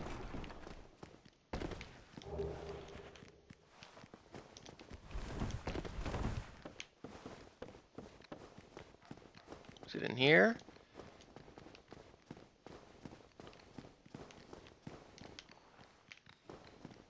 I hear some clipping, clopping around. Alright, guys. You've heard the super say before, and I'll say it again. Always check for mimics. Alright, we're in the clear. Berg Latchkey, alright. As I understand it, there are, the mimic locations have been changed. There is a way to look at a box, look at a chest, and just know that it's a mimic, based on a couple of different things. But, like, always check for mimics. There's no reason not to give them a smack. In Dark Souls 2, some chests, if you hit them too many times, you can actually break them, and you will destroy the item within. Anyway, we got the Berg Latchkey. That's not where that is normally located. That'll help us open up a couple of things in the Berg.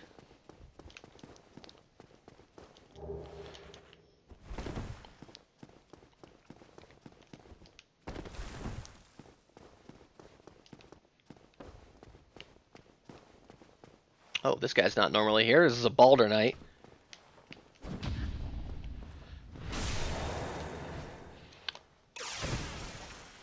I love the Balder shield is what I used my first playthrough. Now Seamus used a Black Knight shield, but I didn't get that drop, unfortunately, so I used the Balder Knight shield instead. Because it looks pretty similar and is pretty cool still. I also used like the Black Iron Knight armor, which is just like super tanky armor. It's a pretty cheese build. Like a katana and like super tank armor. Not typically how I mean, katana, hell yeah, still to this day. But I don't typically go for like super tanky armor.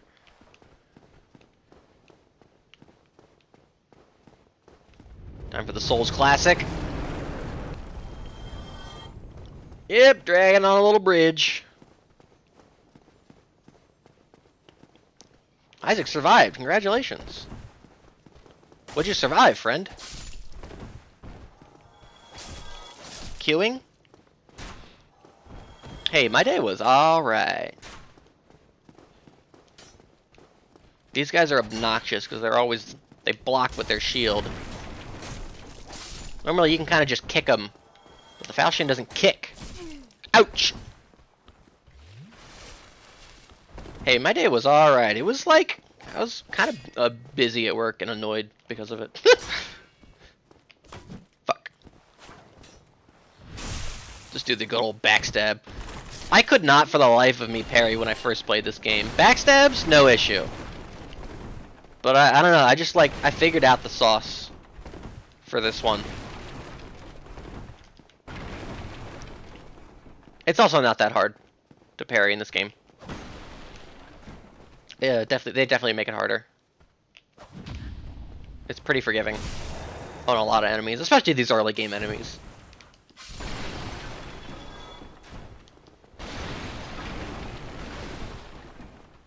Ooh, another Balder Knight. Ooh, this one's got the Balder swag sword though. This Balder Knight will parry you if you're not careful. When he's in this stance, if you like attack him too much, he can parry your attacks and get a critical on you,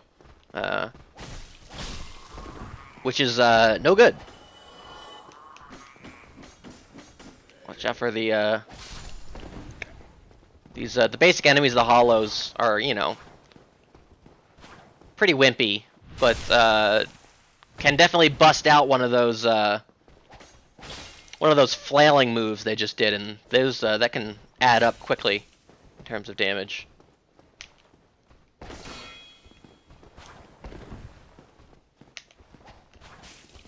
Oh, ouch.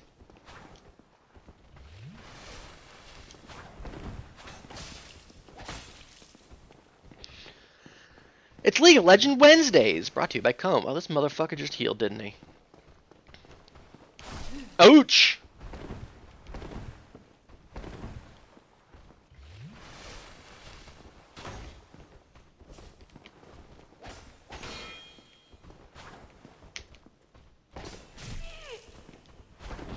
Falchion, man. Does not have the range I would want it to.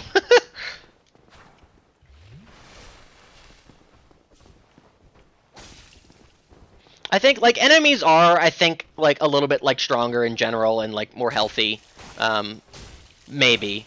Oh, that sucked ass. Also, this enemy is not typically in this. This enemy is typically, like, at the end of the next area. You're maybe, you know, a couple of levels higher when you fight him, normally. In a kind of standard progression. Beating my ass, though. Mostly because I do fucking fuck all for damage.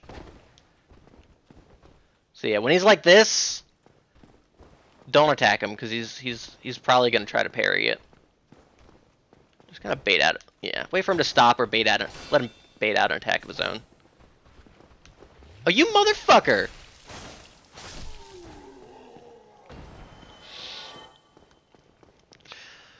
Did not really do any work today. Set some things up. Audio repair you did for free for your mom. Led to the person interviewing her asking if they can hire you to fix your audio issues and they have in the future. So, ooh, nice. Hey, that's awesome. No good deed goes unrewarded. Normally there's a merchant here. He must have been moved. We'll find where he is, I'm sure, at some point.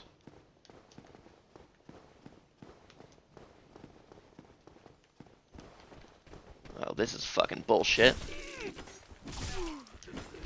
That is a crystal lizard. They usually drop weapon upgrade materials. But that guy was being a jerk.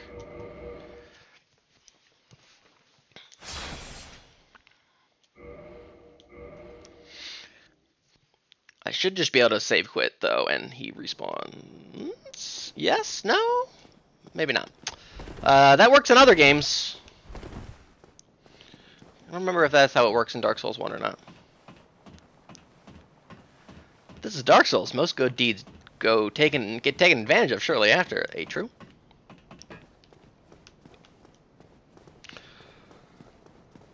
Send me on my way. Shoot. Alright. Didn't work. Maybe I'll try the other one.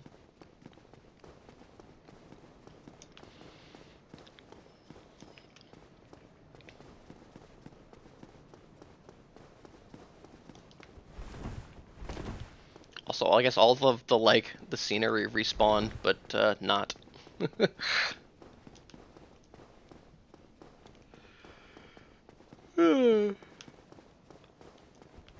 There, down there is the lower undead burg. We'll get there later. And I don't know if it was patched for either Dark Souls Remastered or this version of the mod, but there exists. It's called lower burg skip. There's a way to get down there early by doing some careful jumping. Send me on my way. Fuck. Not only did I do the same exact thing, I tilted left, I also said the wrong thing again. I was going to try the other one.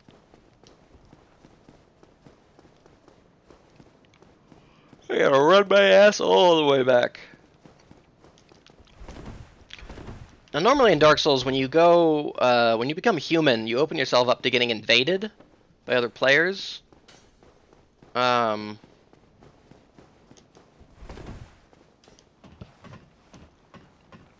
because I'm playing offline for the mod, because you have to, it's definitely against TOS to be playing a mod online. I could go human and get my health. Imarimo! Alright, I don't know. That one seemed to work.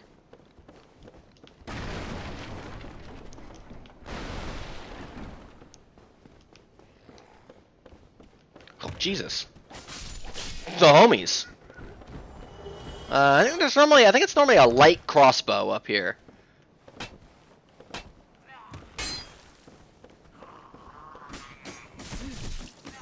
There's none of that. Careful now. Sizz. Fucking die. significantly better lit while maintaining the vibe of any game between 2019 and 2012. To be fair, this is the remastered version, which did brighten the game up a little bit compared to the original.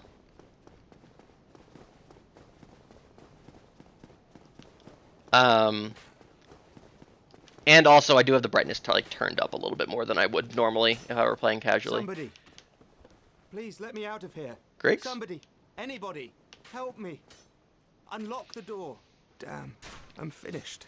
Hey Isaac, I will talk about the mod again. All right. Grigg, this is Griggs the Sorcerer. He's not normally here. He's normally down in Lower Undeadburg, in a different locked door. That famously, it was discovered a way to get into his room without the key that you typically need to open the door. And I don't think it was discovered by this person, but it definitely happened to this person while when they played the game for the first time. Like, they did the glitch by accident. So it became known as PewDiePie skip, or like PewDiePie door or something like that. To be able to open, it's normally down there, the door where Griggs is locked behind without the key needed. But hey, there we go. Brilliant. You opened the door for me. Thank you. I'm saved. I thought I might never escape. I am Griggs of Vinheim, a sorcerer of the school. I am much obliged for your assistance. Thanks to you, I may now resume my travels. Oh, hello. I'm fine. I will rest a while, then return to Firelink Shrine. Hey, all right. Add my sorcery. And I will be more cautious next time. Besides, I have an important task at hand. Oh, hello. I'm fine. Besides... Hey, all right. A bunch of arrows. That'll be good for our bow that I haven't equipped. I'm a little worried about my health. You know what I'm going to do, actually? I'm going to use one of our Souls of a Lost Cleric.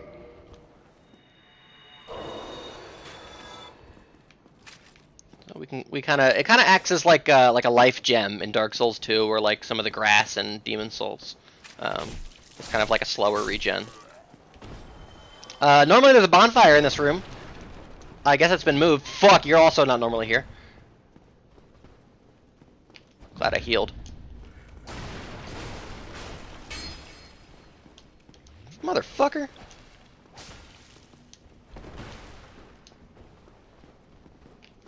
Also, I keep pressing like triangle and R1 to two-hand, which is how you do it in Elden Ring.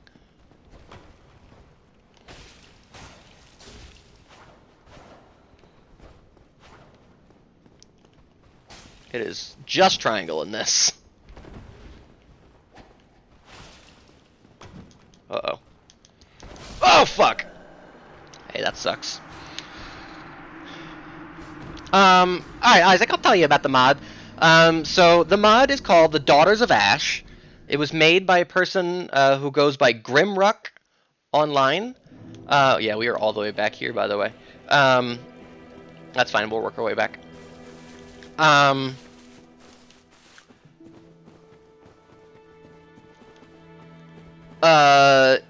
don't remember when I don't know when it came out. Exactly. Years ago now. It is one of the first, like, truly, like, complex mods released for Dark Souls. There have been mods, like, that just, like, fuck with, like, damage parameters or, like, randomized item locations and stuff like that.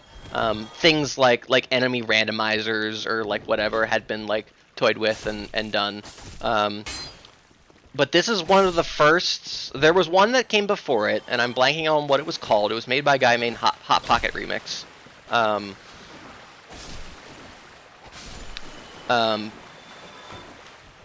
then this came out, like, not too long after that. That's the first one by Hot Pocket. That was, like, truly complex in how much it changed.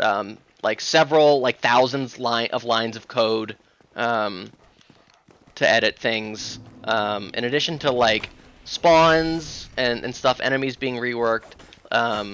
There's new mechanics and status ailments. There's new like side quests that you can do with like certain NPCs and things. There's some enemies that were cut from the original game that are restored into the game. There's no like unique environmental locations. Like they didn't like custom edit any geometry or anything. There's no new dialogue, and I don't think there's any new like music. But I could be wrong about that. So there's nothing like that in the game. For its time when it was released in the Dark Souls like modding scene, it was pretty groundbreaking.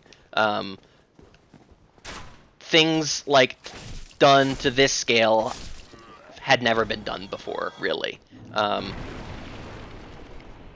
Now things, there have been like big mods released, afterwards, since. So this is maybe, and I don't follow the mod scene super close these days. So maybe there are like even cooler shit out now. Like this could like pale in comparison. But it's still really cool. There's like reworked. There's like the lore has been expanded, I think is like kind of what the creators said. They tried to expand on the lore without like directly contradicting anything, or like going way over the top.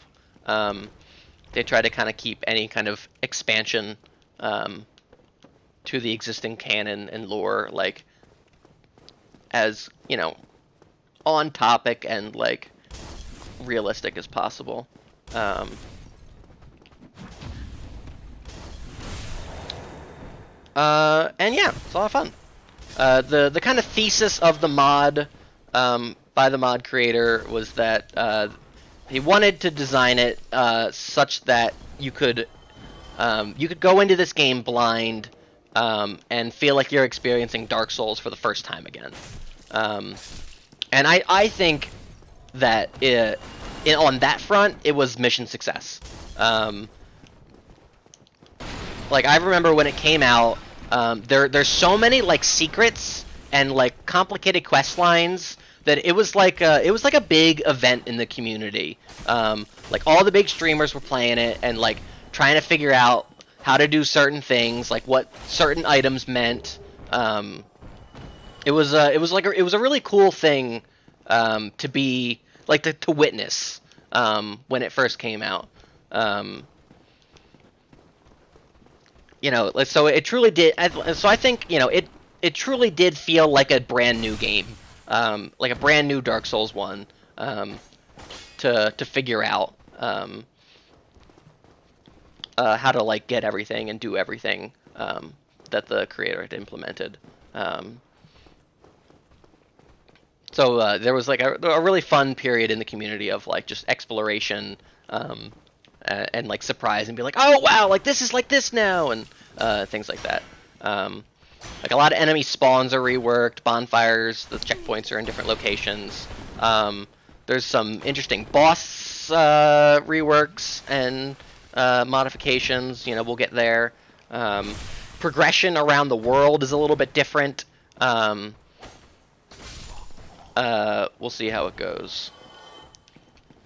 But what about that randomizer? Yo, what's up, Scooter? There is Dark Souls randomizer. That's out there. There's item randomizers that move things around. There's enemy. Oh fuck! That barrel is not normally there. There's there's boss randomizers. There's a lot of cool mods.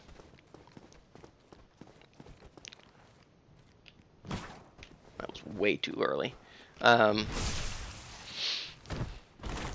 I think a really fun way to play with if you do like an item randomizer is to do a use what you see run, where you have to whatever you whatever you pick up, like you have to equip until you like find something new. So you can end up with like all kinds of like wacky combinations of armor and weapons that you might not normally use. Things like that. I think that would be a fun way to play an item randomizer.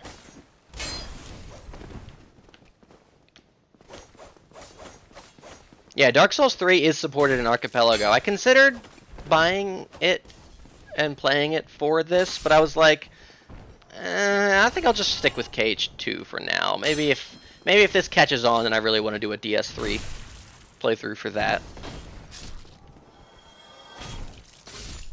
I'll buy it again.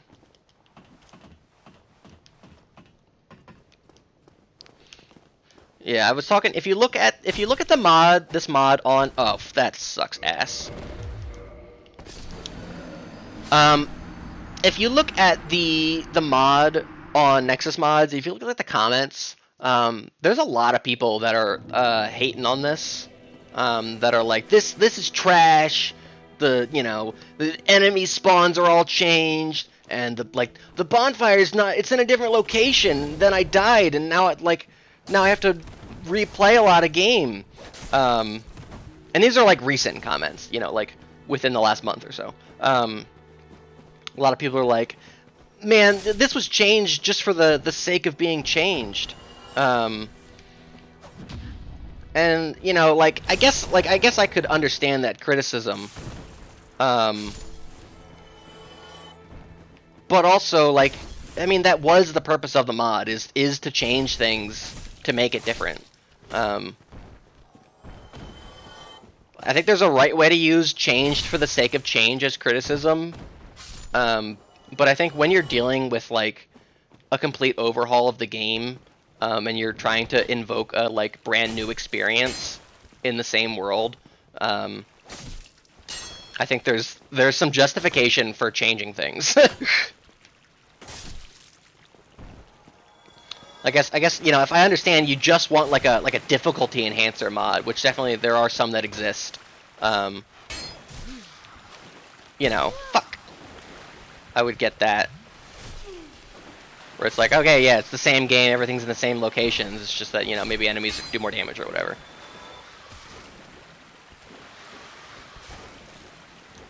Worst performance we've had against these rats, who are truly assholes, especially in this fucking sewer. And I keep bonking my weapon on the walls, and this fucking scimitar, this falchion, is so damn small. I'm fucking poisoned. Use one of my moss clumps.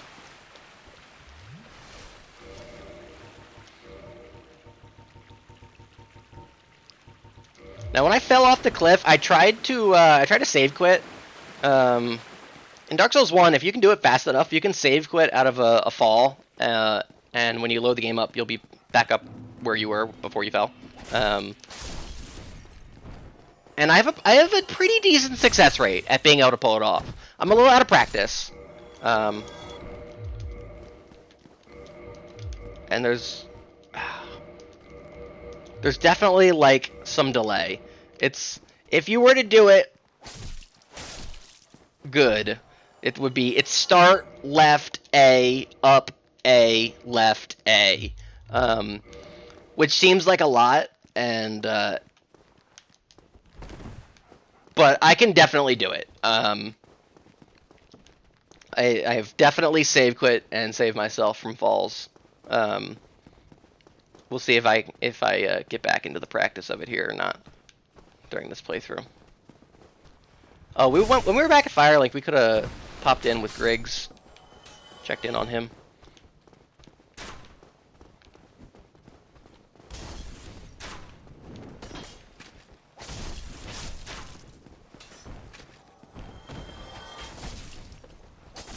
That strong attack would not have landed anyway.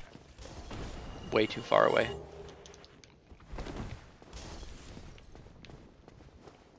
There was a guy that climbed up. There he is. Get the fuck out of here. That sucked.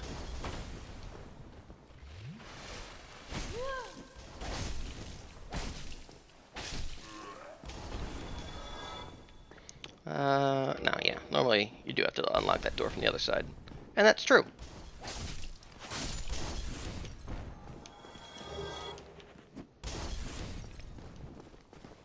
Almost missed this item. Fuck did you come from? Ouch! What the fuck, man?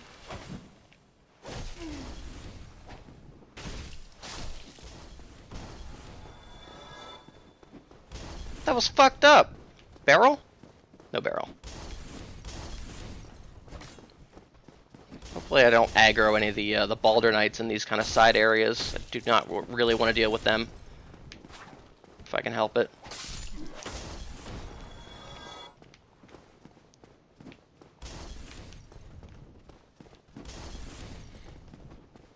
Should really pop on some of my throwing knives that I have picked up so I can kind of lure some enemies.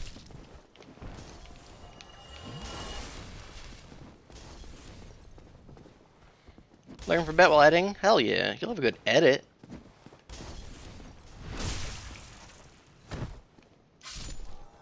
I'm pretty sure the bonfire is through this door now. I think I remember that. But I want my shit.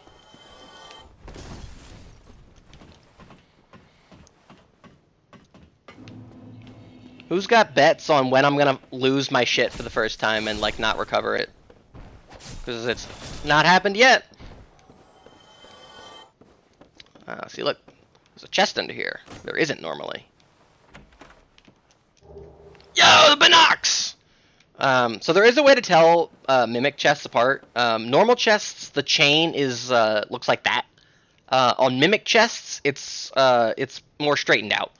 I think the coloring is maybe slightly different, and if you look real close, you can actually tell that it's breathing, which is really cool. But like, it's just as easy to smack it.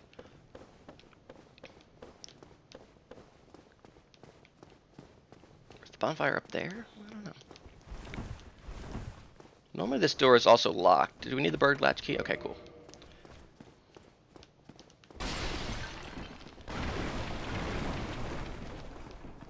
Hey, there's the bonfire.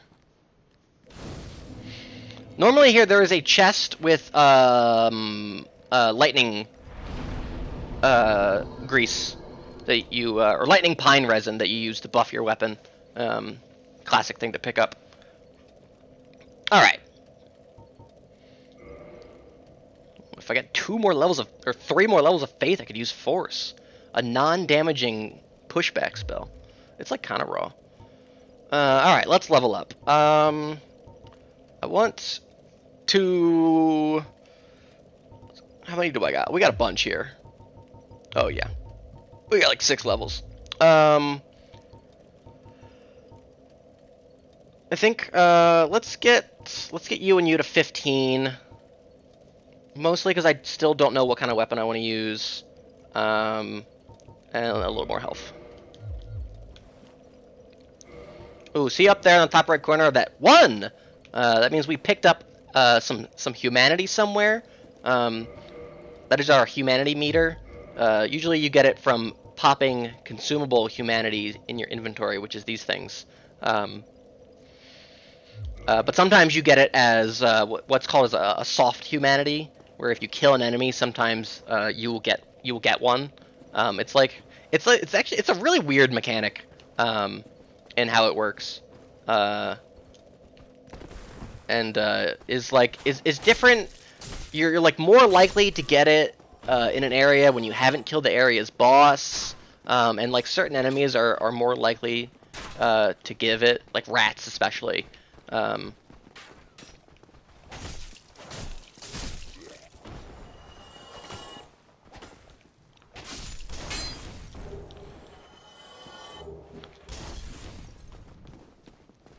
Whoa, party in the tower. Oh, see, look, we got another one. Now we're at 2. Anyway, we use that to go human, which I might do in a second here so I can get more health. More total health. I pop back over to the bonfire. You use your humanity up there to go human and then to kindle a bonfire. So I might do that just to show it off. So we'll reverse hollowing. So this makes us human. You can see we'll get our full amount of available health. We'll also become our Nysa. And then I'm going to use my other one to kindle this bonfire. And what that'll do is it'll take our Estus. Well, right now when we set this bonfire, it gets filled to 5 charges. But if I kindle it to the next level, now you can see, now when I sit at this bonfire, I get 10 charges. The bonfire at Firelink Shrine defaults to being kindled at 1 level, so you always get 10 at that one. But yeah, so that's kind of what humanity is used for. We also use it, you saw earlier, to nullify a curse that we had gotten.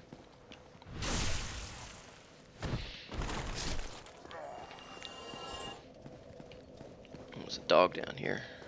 2 dogs down here. Normally, in the base game, going human opens yourself up to being invaded by other players or NPCs.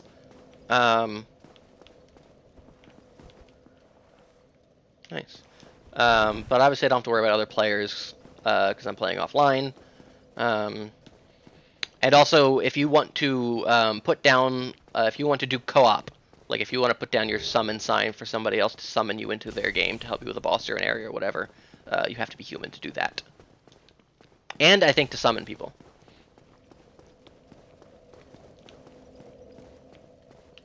Normally there is a Black Knight down there, but not anymore. And normally that barrel that rolls down is right here. And you actually, like, typically you just kind of like run and jump at it, and you like jump over the barrel. We don't have to worry about it. Let's see. I think I can open this door right now. Yeah. We'll go down there later.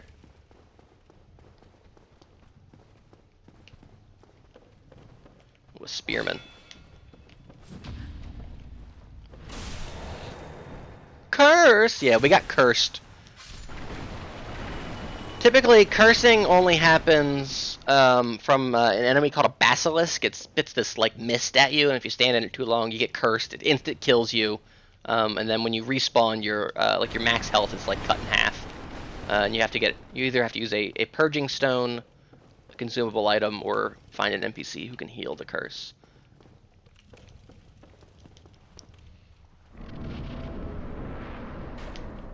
You were not normally here. Oh, fuck! Forgot about that. Hello, Taurus Demon. You don't normally drop down from up there. You normally drop down from over there and come running.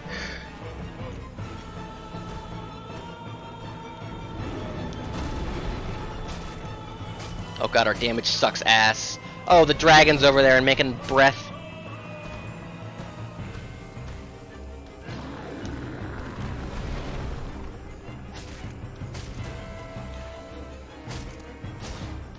I think our falchion applies bleed? I don't know.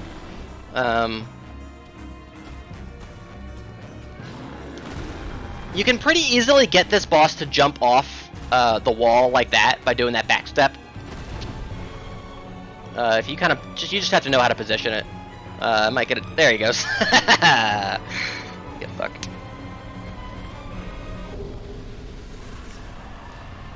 Victory! Alright, 3,000 souls.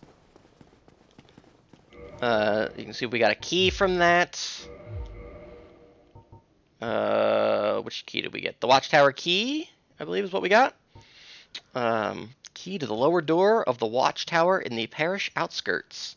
When All-Father Lloyd expanded his parish into the old hunting grounds, precautions were taken to fend off vagabonds and undesirables.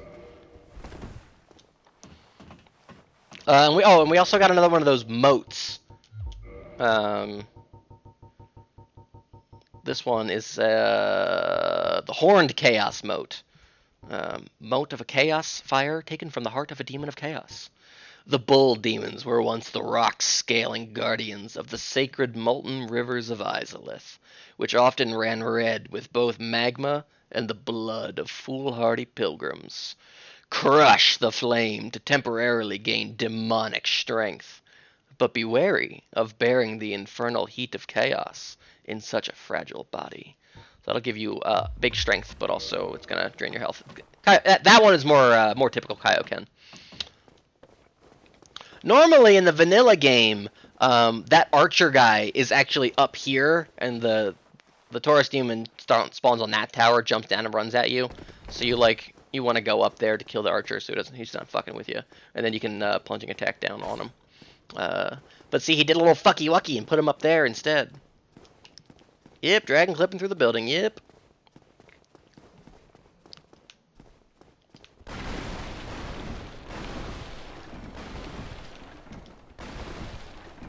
There it is. Ah, plain buckler.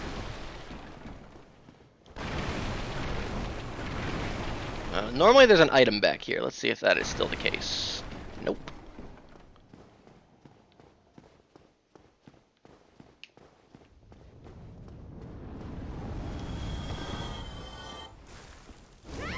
Wow.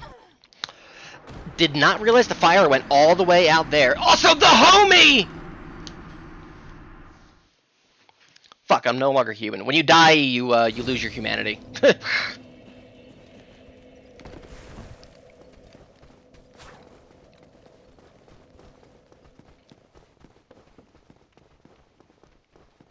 Alright, running it back. Running it back here, boss.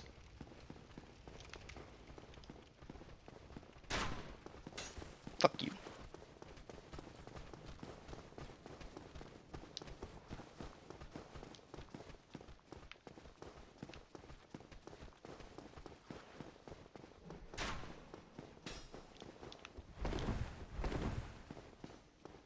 Now, thankfully, they often put your souls like back a little bit before where you died, just so you can like get it. It's not like in the same exact place where you died, or like off a cliff or something.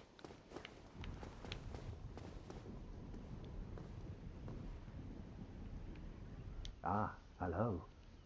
You don't look hollow, far from it. I am Solaire of Astora, an adherent of the Lord of Sunlight. Now that I am undead, I have come to this great land, the birthplace of Lord Gwyn, to seek my very own son. You find that strange? Well, you should. No need to hide your reaction. I get that look all the time.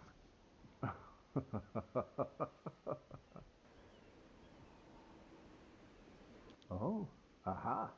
So I didn't scare you. I have a proposition, if you have a moment. The way I see it, our fates appear to be intertwined. In a land brimming with hollows, could that really be mere chance? So what do you say? Why not help one another on this lonely journey? This pleases me greatly. Well then, take this. We are amidst strange beings in a strange land. The flow of time itself is convoluted, with heroes centuries old phasing in and out. The very fabric wavers, and relations shift and obscure. There's no telling how much longer your world and mine will remain in contact. But use this to summon one another as spirits, cross the gaps between the worlds, and engage in jolly cooperation. Woohoo! Of course, we are not the only ones engaged in this, but I am a warrior of the sun. Spot my summon signature easily by its brilliant aura. If you miss it, you must be blind.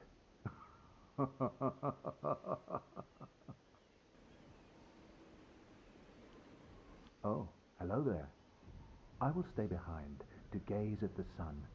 The sun is a wondrous body, like a magnificent father.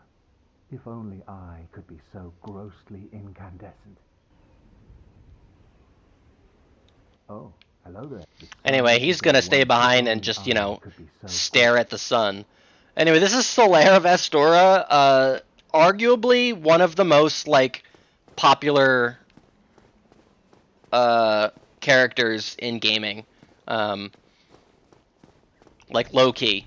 Solaire of Astora and, like, everything he represents, and, like, praising the sun, you know, pretty influential meme that has, you know, then seen like references and cross, you know, play in like other games and stuff. Oh fuck.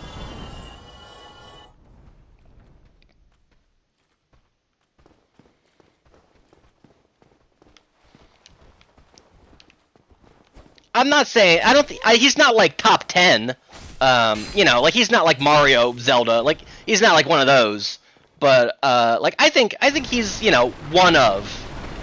Like you would put, if you made like a top 50, I think there would be I think it would be more unheard of to not include him in like a top 50 of like most important or like recognized like game characters.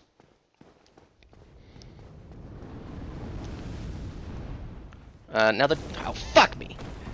The dragon is presenting a little bit of a problem here. I think if I remember correctly, the dragon right now is preventing our progression. He will not fly away like he normally does. I don't know if I can even like get to the halfway point right now.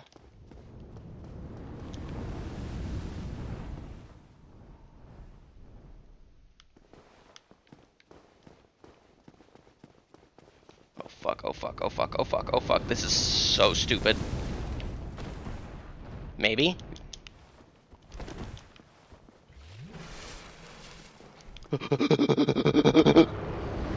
Okay. Phew! Okay, I don't think I can get any further than that right now.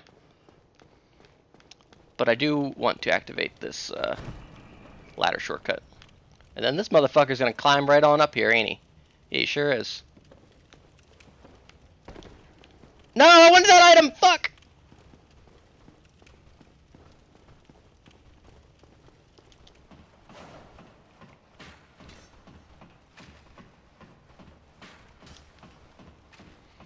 Anyway, cool guy. Very influential figure. Especially for Dark Souls. Ooh, the Claymore! Raw! Praise the Sun is, you know, they put it in all the other games.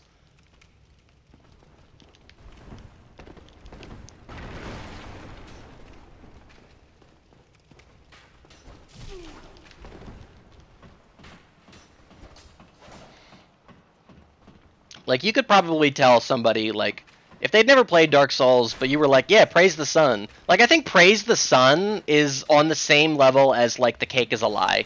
In terms of, like, gaming notoriety, like, memes.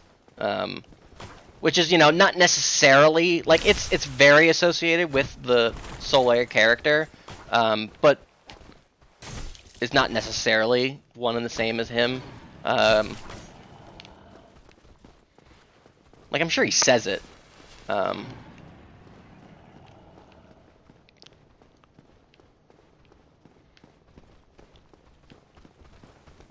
They're gonna pincer me. No? I hear the other guy moving. Oh, there he is! Fuck!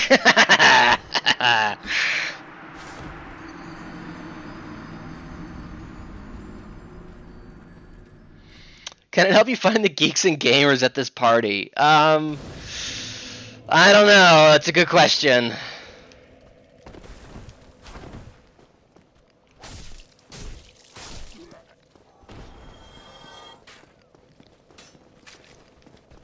Probably. Probably. Yeah, just a little too early.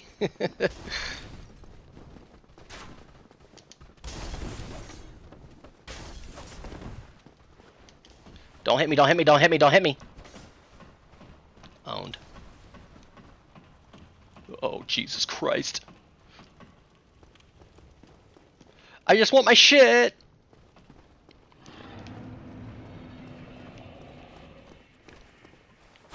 Fuck, fuck.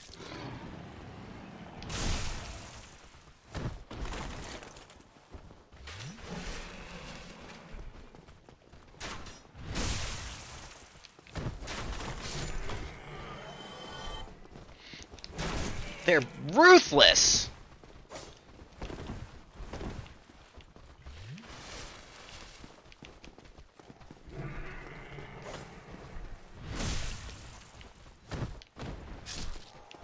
Where's the Balder Knight?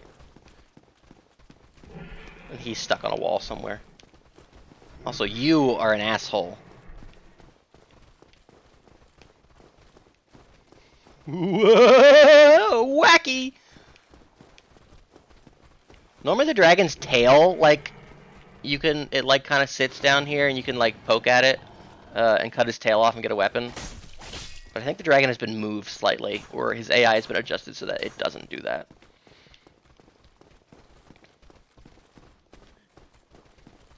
There you go.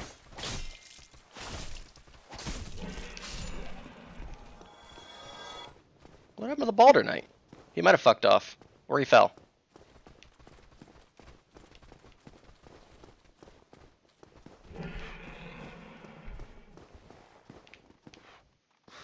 This is normally like a rat ambush room. There are a lot of rats in here usually. Fuck me. Fuck! I got time, I got time, I got time.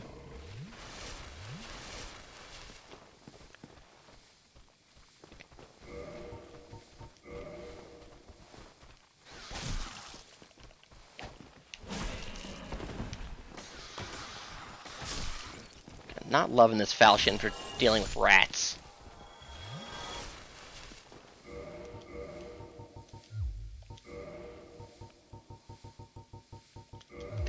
They gave me a fuckload of those throwing knives, so I'm gonna put them on. Yeah, I knew there was another one. There we go. If I can one-on-one rat combat, I can stun lock him pretty easy, but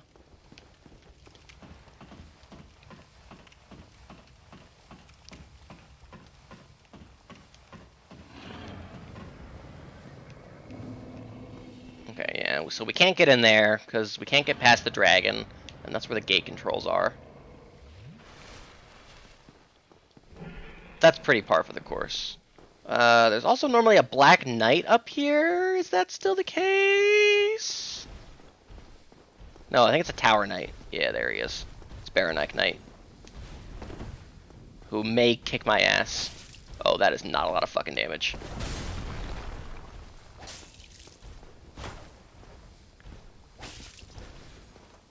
I don't think I want to take this guy on, especially with this poison. Poison! Huh! That knight is poison! I think he is going to chase me down, though.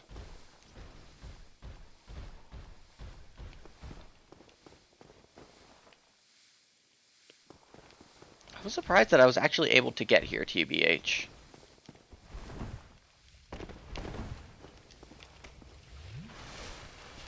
Because from what I understand...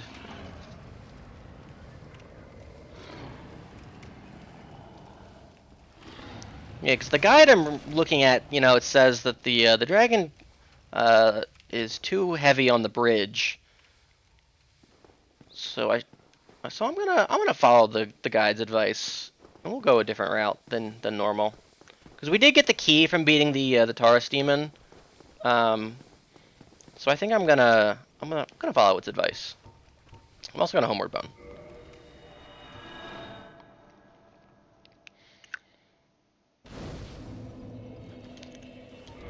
Now let's use these souls before I die and lose them. Let's see. We got that claymore. That could be fun to use for a little bit. Can't go wrong with the claymore. Ooh, I don't have enough strength, but I could. Slay more with the claymore, baby.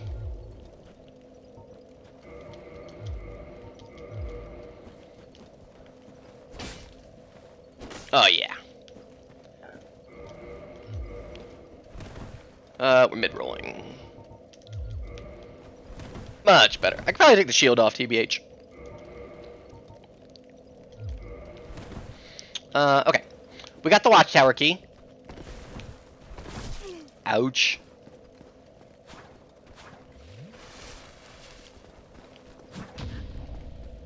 Oh, yeah.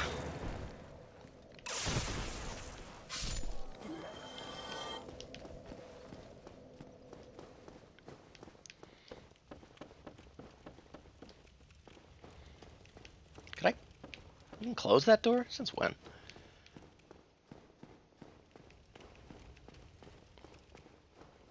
I wonder if the undead merchant has been moved in here, or if he's in Lower Berg now. He might be in Lower Berg. Now, normally Havel the Knight is in here. Oh, no, there, alright, there he is. Normally there's a really strong NPC down here. But it's the undead merchant. Well now, you seem to have your wits about you. Then you are a welcome customer. I trade for souls. Everything's for sale. Anyway, this guy's insane. Things are getting treacherous in these parts. A horrible goat demon has moved in below. And Ignore that. There's that humongous drake and a bull demon too. Oh wait, no, that still applies. Place, it might end up being your grave. The goat demon below doesn't necessarily apply anymore, but the bull demon above and the drake, that still makes sense. Ah, this one. Ain't she lovely? Her name is Yulia. She's plumb in love with me. You'd never leave my side now, would you, Yulia? He's talking about his katana. You kill him, you get the Uchi katana. Oh, you can forget it. I'm all that she needs. Careful! She'll bite your little fingers off. Be kind, Yulia, be kind. Now, don't squander your time chatting. You need to look over my wares. What do you got, guy? Repair powder could be good to have a little bit of fire bombs. Lloyd's talisman. Lloyd's talismans are interesting. You throw them and it prevents Estus recovery. So it's like you've seen some enemies use Estus. It's you know, it could be interesting in like PvP. But you can also use them actually if you throw it at a chest that you know is a mimic in disguise. The mimic will actually like fall asleep and like open its mouth, and you can loot the item without like fighting the mimic, which is kind of interesting. Orange Guidance Soapstone, this lets you write messages, which is not really serving a purpose, because we're playing offline. Anyway, he's got like he's got standard shit weapons. Mailbreaker, it's like one of the worst weapons in the game. Does good crit damage though. It's got a 120 critical, which means when you do like a parry or a backstab, it's going to do more damage. Like daggers and stuff usually have a lot of critical. And he's got some arrows. I could kill him. Wanna go and fall off a cliff? Wow! I could kill him and get the Uchi katana, but I don't want to. But I don't think so. Dragon's Ravine, the old wilderness.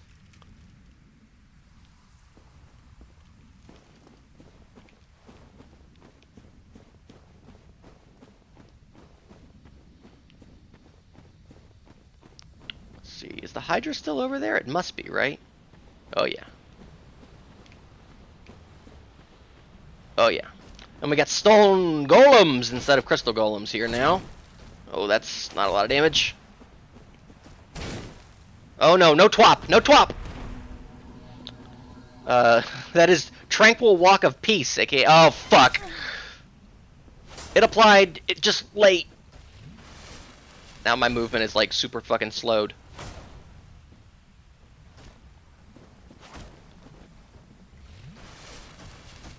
I don't think I can parry these things.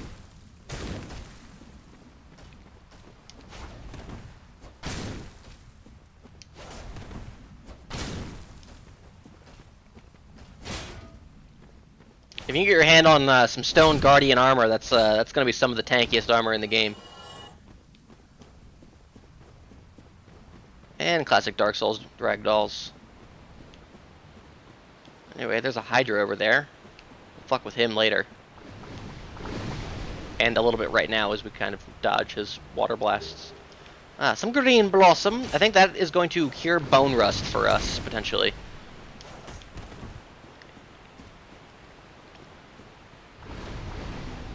I did not realize this was like a lingering area of effect spell. Fascinating. I thought it was just like, yeah, if you're in the radius when it goes off, you get it, but I guess not. Could be a mod change.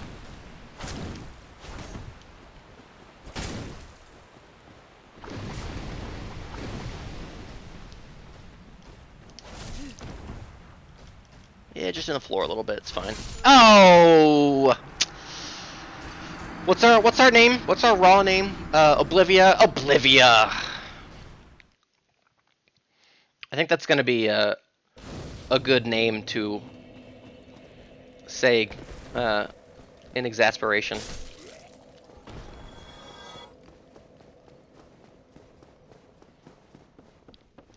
Like, I think Kevin is the perfect name for Ness, because it's so easy to be like, ah, fucking God, Kevin! It's easy to get mad at a Kevin, you know? Like I know Kingo suggested Cappy, which is a great name, you know, don't get me wrong. But I don't know if I could get angry at a Cappy. And sometimes you gotta get angry.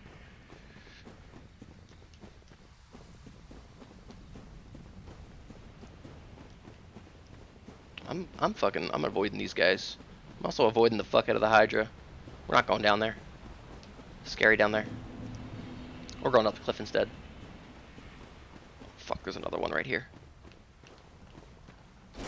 Fuck, he's invincible.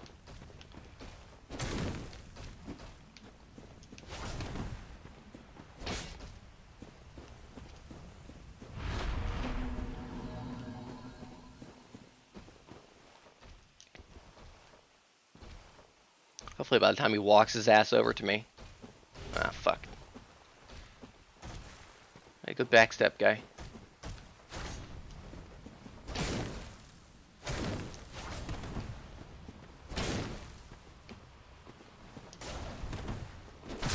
Nice.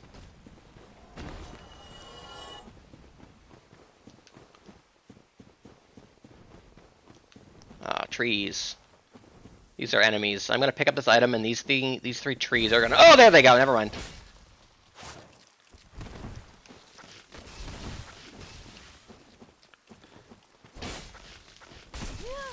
Oh, I can see a drake flying down there. They don't. Those dragons don't normally fly like that, by the way.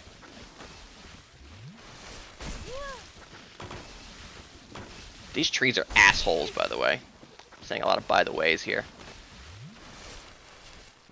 They've got a grab attack. That's what he was just prepping to do. Oh, fuck! No grab attack for me! There we go. That was a pretty good save quit.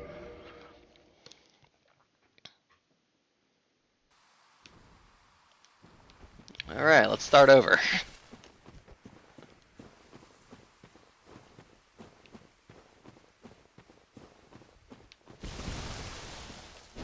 Oh, that fucking eats. If I can get one dead, there we go. If I can get one dead and ahead of the gun.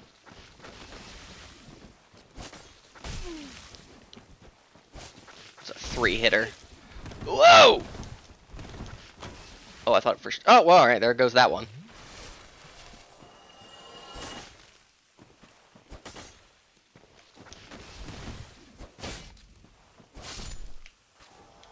Nice. But they do frequently drop moss clumps, which are like status healing items. Anyway, dragons, those are scary.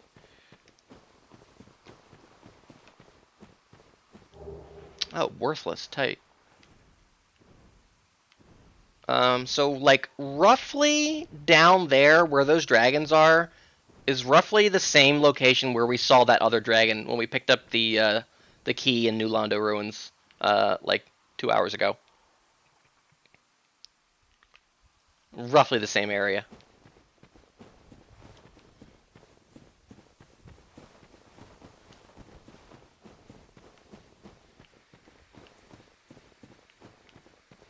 Is this guy guarding an item, or is he just being a lazy bum like Sora? There we go.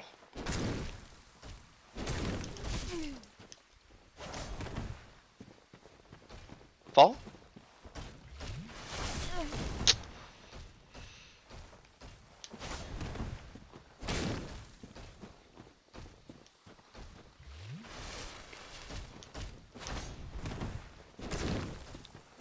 Owned.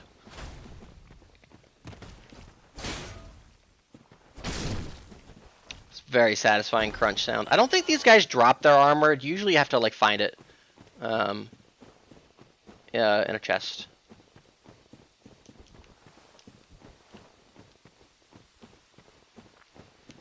Typically there is one of those crystal lizards here, but I guess not anymore.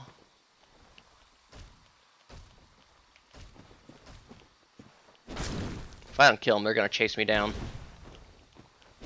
Fuck.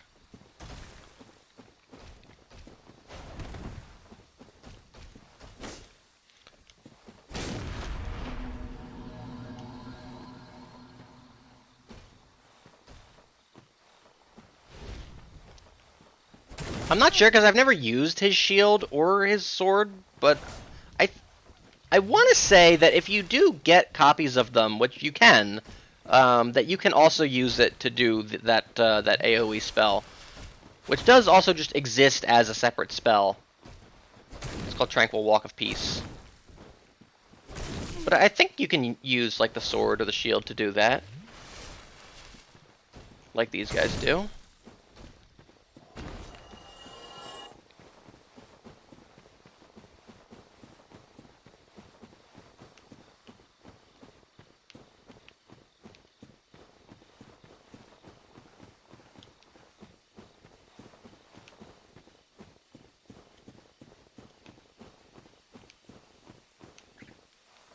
Isn't there normally... I should be able to go further down. Hold on.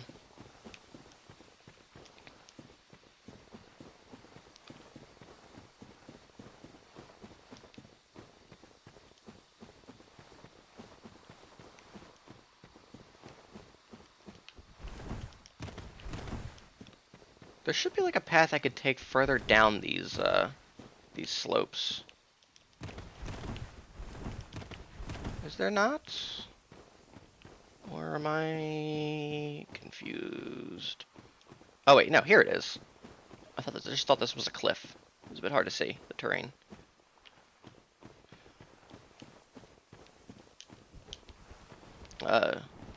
Normally in the base game there is a Black Knight here, a Black Knight with a halberd. And if you can get in, it's like a rare drop if he drops it. It's not like rare, but it's not common. But if he drops it, that's gonna be like the best, arguably the best weapon in the game. And it's one of my favorites. But he's not here anymore. And also, this is like a crucial place you come to when you're playing casually, and you can get here within 5 minutes. Without fighting anything. You fight the Black Knight halberd guy. Hopefully, maybe you get the halberd, maybe you don't. But then you come down here and you get the Grass Crest shield, which is like a pretty fine shield to use. But as long as you have it equipped, you get increased stamina recovery. Your stamina regens like faster, so you can see like. That would be faster. So that's like a classic shield. Everybody uses it. Contraption does not move. Normally you would you take the Master Key, you go down to New Londo, run through the Valley of the Drakes, you come up that elevator back there. It's gonna be your classic early game route. And then you work your way up these the switchbacks here, and you'll see where we end up. Now I'm gonna run past all these fuckos, and we'll see how that does for us.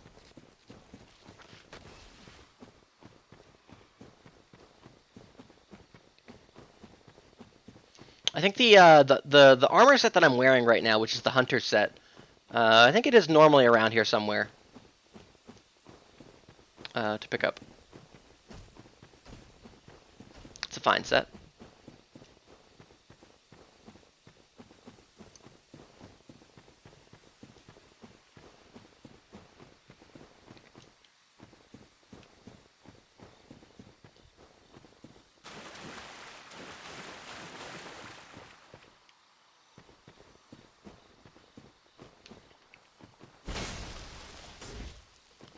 Really do not want you attacking these guys early. Alright. If I'm two-handing, I can kind of stun lock them. Not a bad idea to farm these guys, especially in the base game, for their drops. The purple moss clumps are good to have because they cure poison. That'll be nice when you get to Blighttown eventually. And sometimes they drop blooming purple moss clumps, and those cure toxic, which is just stronger poison.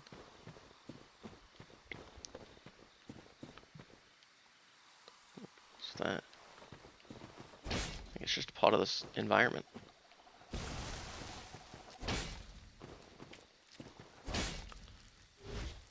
They also drop the blood red moss clumps, which reduce your bleeding buildup.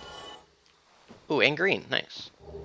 Oh, the green moss clump. That's gonna be what cures your bone rust.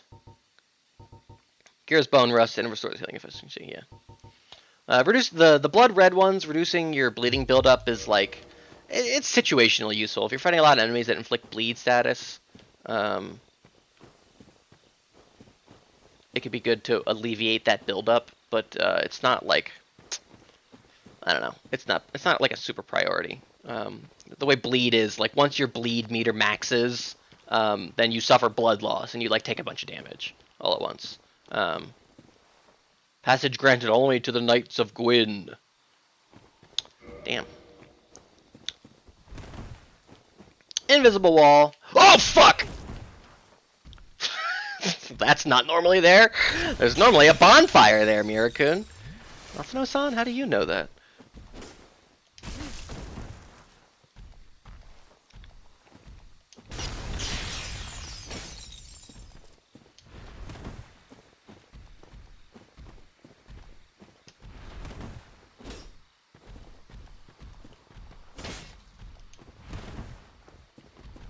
These guys are cool.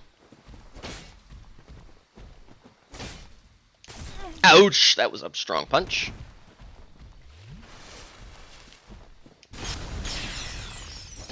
Is that a Knight of Gwyn? Nah, that's a crystal golem. Ooh, the sorcery magic shield. Alright, that's a cool sorcery. It's just if you use it, it buffs your shield so that it's just more like defensive for a little bit. But normally there is a bonfire here. But yes, only opens for the Knights of Gwyn.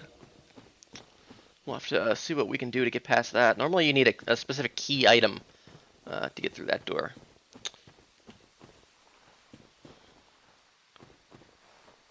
Let's see, these are the assholes. When I get the item, they jump up. Soul of a blind wizard. Oh, fuck! Well, that's even worse! Jesus, Jesus.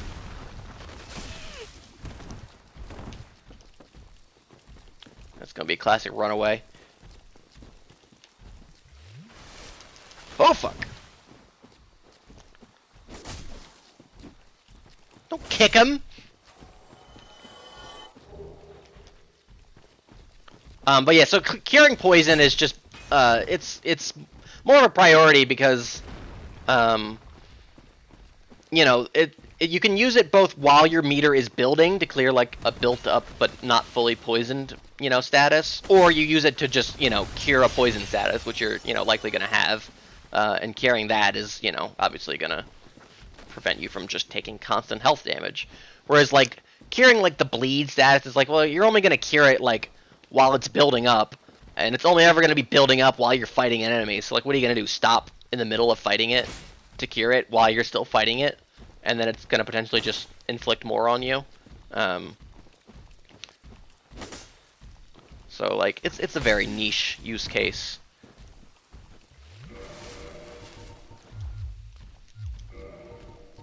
Hopefully these guys don't break free.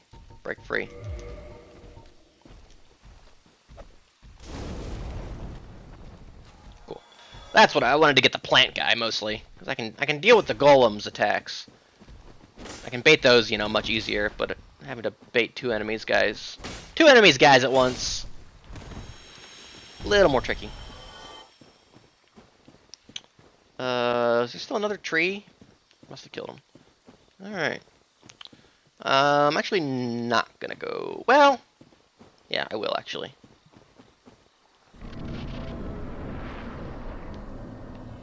Ah, the Moonlight Grove, the old wilderness. Alright. First things first, let's go ahead and we'll kill the classic tree enemy. This guy's classic. Looks like a tree. Is a tree, but when you get up close you realize, ew, it's moving!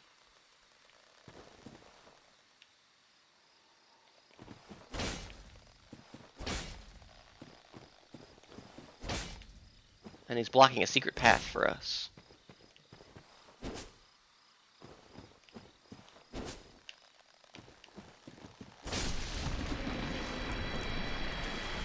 Yeah, timber! There's actually like another one in the area that will like, while you're not looking, like I don't know where it comes from or like where it spawns, but it'll like slowly like creep its way and then like block this path out. While you're just like exploring the area, like not really paying attention. It's creepy. Yo, frogs! There are like 3 of these frogs in this entire game, and they're like the weirdest enemy. They're only in this one little area down here, typically. And they're just so wacky. But they're a fan favorite.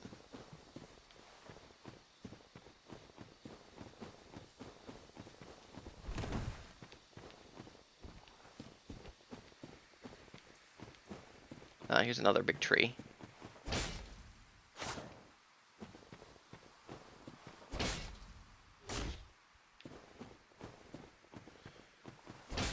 These trees, some of the few enemies that don't respawn upon killing them and resting at a bonfire.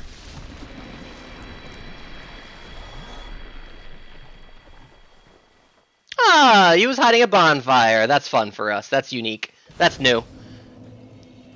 There is not normally a bonfire or a tree there. That's cool. That's fun.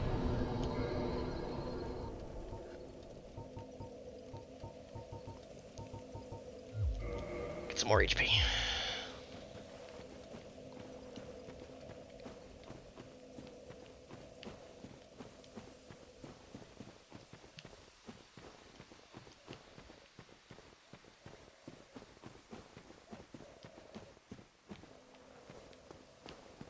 There's a bunch of frogs that jump up over here. Yeah, there they come.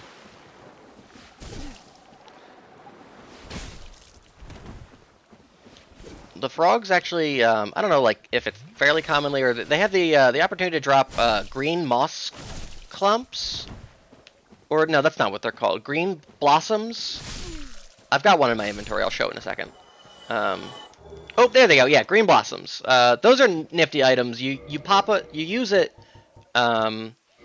And it will temporarily increase your stamina recovery speed. So similar to that Grass Crest shield I was talking about a few minutes ago. It'll give you like a temporary effect of that. It also stacks with the Grass Crest shield if you have that on at the same time. Reinforced club for us.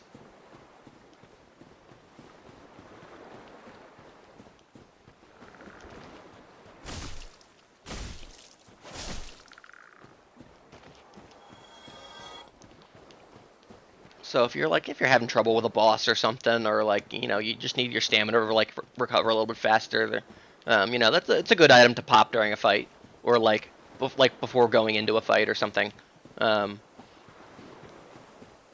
like if you like, I don't typically use them, but you know, if you wanted an item like that, you come farm those frogs. That's a vanilla game thing.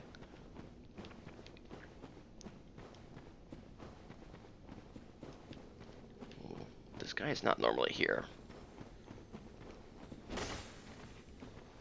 Surprise! There! Yep! Twinkling. Ooh, 2 Twinkling Titanites and a Titanite chunk. That's nice. Twinkling Titanite is used to upgrade like unique weapons or like rare weapons. And Titanite chunks are like the level 3 upgrade material. It goes Titanite shard, large Titanite shard, and then Titanite chunks. And then there's a Titanite slab, and that's you use that to get your weapon to the max level, plus 15.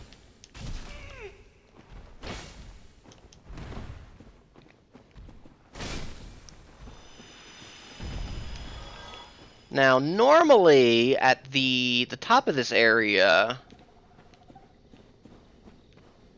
which you'll see will kind of, like we were just down there like 20 minutes ago. Over there was the invisible wall where that first invisible golem fucked us up. Normally this item is the Hawk's Ring, or the Hornet's Ring? The Hornet's Ring, I think. Ooh, the Zweihander! Alright, that's a fun swap. Normally it's the Hornet's Ring, I believe. Which is a pretty cool ring for both use, practicality, and for lore. But it makes sense that we wouldn't find it here right now, because the Hornet's Ring is one of the 4 rings that belong to the 4 Knights of Gwyn. Whomst were Artorias, Hawkeye Go, or Goff, Knight Artorias, Hawkeye Goff, Dragon Slayer Ornstein, and I forget the last one's like epitaph, and I also don't know how to pronounce her name. It's like Kiarwin or something.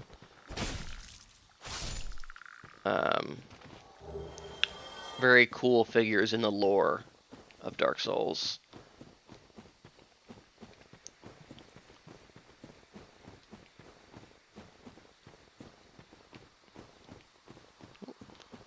Little pop in there. Little pop in, never hurt nobody.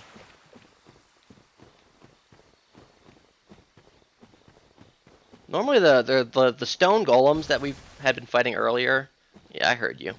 Normally they are located kind of in this general area. So I don't know what will be here, if anything else. These are snakes. There's like 2 of these guys in the whole game. Don't let them fool you. Green Titanite shards you use if you have like if you imbue your weapon into like a fire or like a lightning version of it, so that it does like bonus fire for lightning damage. There's probably gonna be more of these guys here. You use the green Titanite shards to level up your weapon instead of the normal Titanite shards. This game is the most, I guess, I don't know, Demon's Souls is also pretty diverse in its upgrade materials. They've like really homogenized it, starting with like Dark Souls 2 and Bloodborne. But there's a lot of like different materials, some unique to like specific elements that you need. Whereas in future games, they kind of like standardize it. And also future games, I guess that's not true, because in Elden Ring you can get your shit up to like level 25. In this game, your weapons for the most part go up to plus 15. Some of the unique ones only go up to plus 10, if I recall, and maybe some more only go up to plus 5. In future games like Bloodborne, DS2, DS3, your weapons go to plus 10.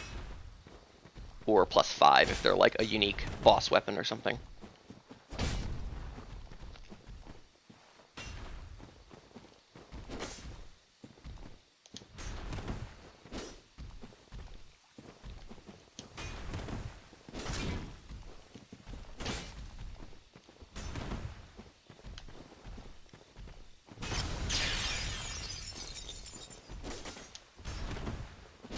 Nice.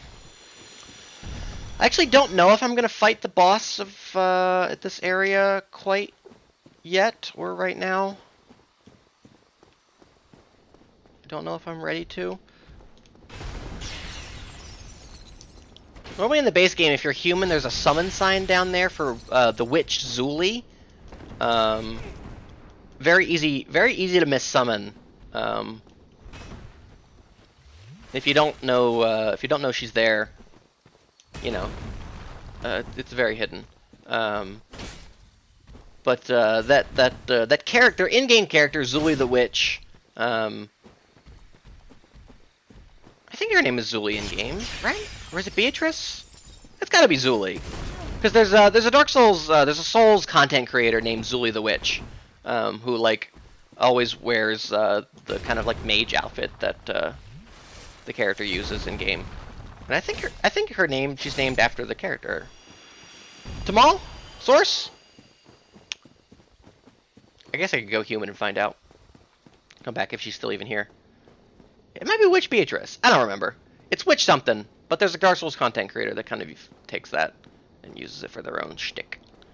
Anyway, there's the Moonlight Butterfly and a Golden Golem.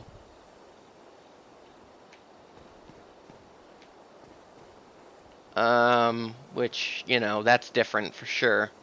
I don't know if I'm quite ready to deal with that, though. Because I want to be very careful about that. About that specific encounter. Is their content good? Yes. Their content is... ooh, Twinkling Titanite, nice. Very informative. They do a lot of like short form, like short little couple minute videos. Where they often look into like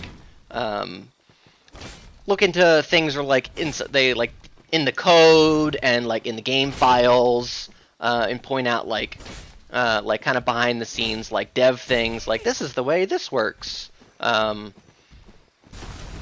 or like you know, or like little like lore things like you know, this character is like this because of this item description, and that's why you fight this thing. And they use a lot of Legend of Zelda music in their videos.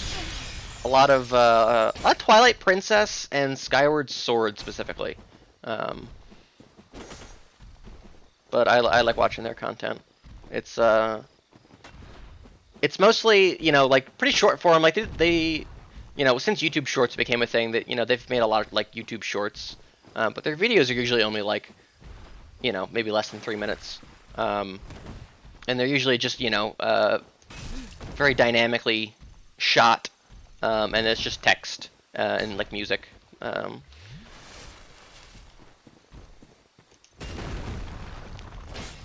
Definitely one of the Souls content creators that I would recommend.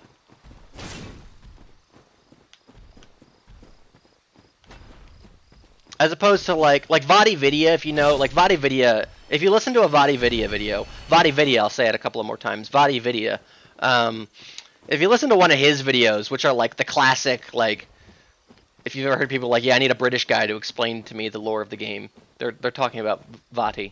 Actually, I think he's Australian, actually.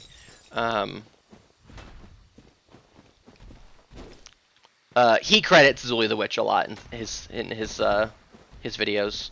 He does like hour-long, like dynamically shot movies to like tell you like a character's story or something like that. His content is extremely well produced. Very, very good stuff. You know, I'll also recommend him.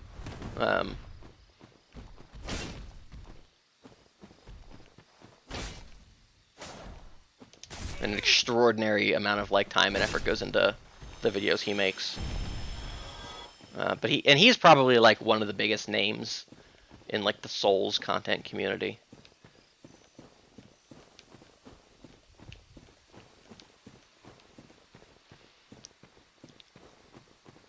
And just because he is like kind of you know, memed on for like, Vaati, explain the lore, or like, you know, what does this mean?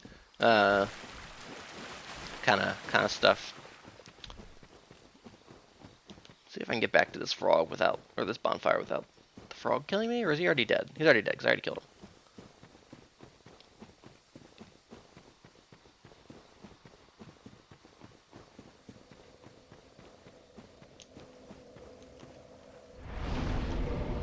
Not quite. I bet if I pop something though.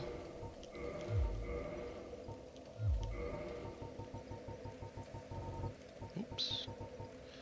Oh, we picked up a Soul of a Blind Wizard used to cast a sorcery. So you pop it and it shoots a magic. So that's like an attack. I'm gonna use one of my healing ones. That should be enough to level up. Ooh, not quite. Let me go kill a frog. I probably could just kill these 3 frogs over here and not pop the soul, but whatever.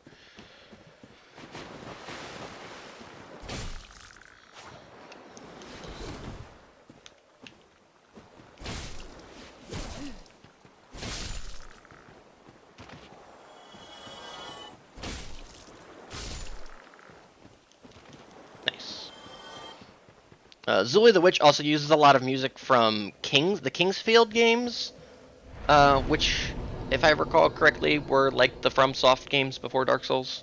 I'm pretty sure that's right. There's a lot of good music in, that she uses. A couple of the same couple maybe half a dozen songs. But there's some good songs in those games, as it turns out. Let's get a little more endurance. Alright, let's go fight a boss. Shall we? I'm trying to think what's the fastest way to get to where I want to go. Maybe this. Maybe this way.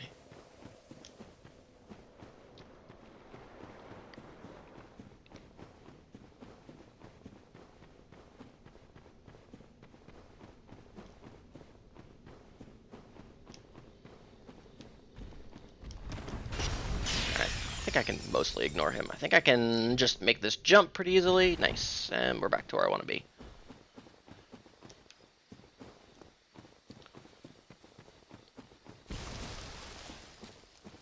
Another, interesting aspect of the mod is that because the bonfires are moved around, it creates interesting and unique, new scenarios for how am I gonna get to the what's the run back to get to this boss? Whatever I'm gonna go fight, which is cool.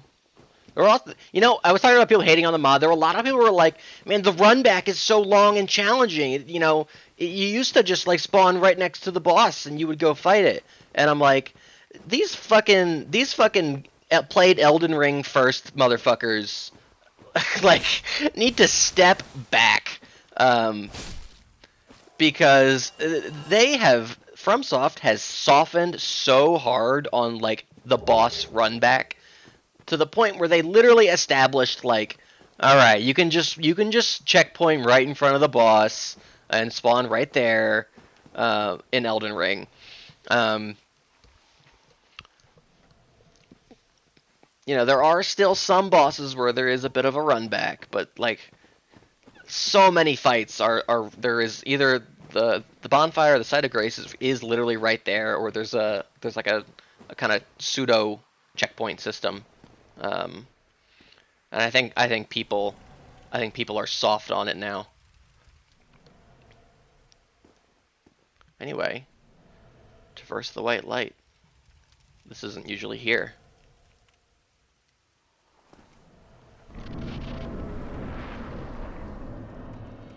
All fathers perish, the city of the undead. Okay, well that's pretty standard, a Titanite demon. Holy fuck! Welcome the Haunting Semblance boss.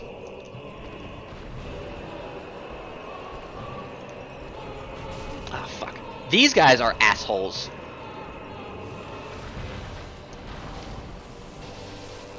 Very cool enemy, but they are assholes.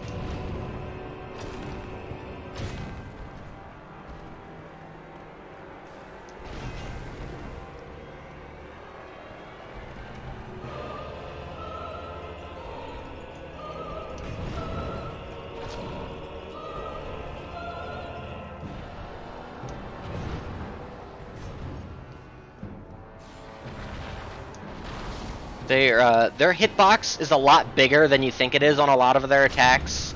Oh, fuck! He's got to stand!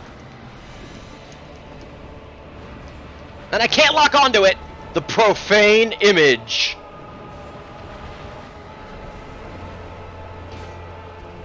Ouch!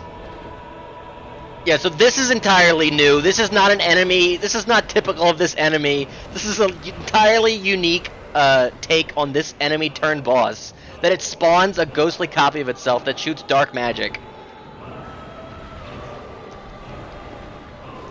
Like, this is the kind of stuff that you weren't seeing in Dark Souls in mods.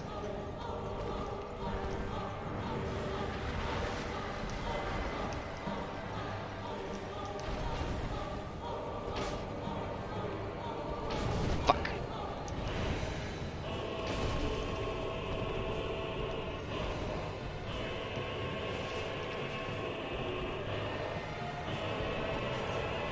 Oh! Jumped out of the wall a little bit. Come back. Come back. Oh, he might have died out there. But this guy's also back to full health now. I wonder if the boss just reset because of that. That might suck if that's the case. Fuck.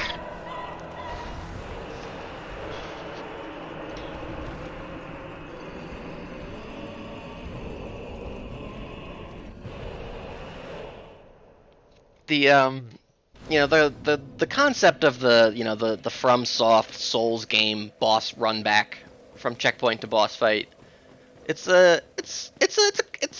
complex, you know, as complex as a video game debate can be. Issue in that I certainly understand, especially as the games get like faster and more complex. Bosses have like a shit ton more health, you know, like infinitely more like combos and attacks and stuff. I certainly do understand, you know, sometimes when you die to a boss, you just want to get right back into it. You know, you don't want to run through the environment and the mobs or, you know, whatever.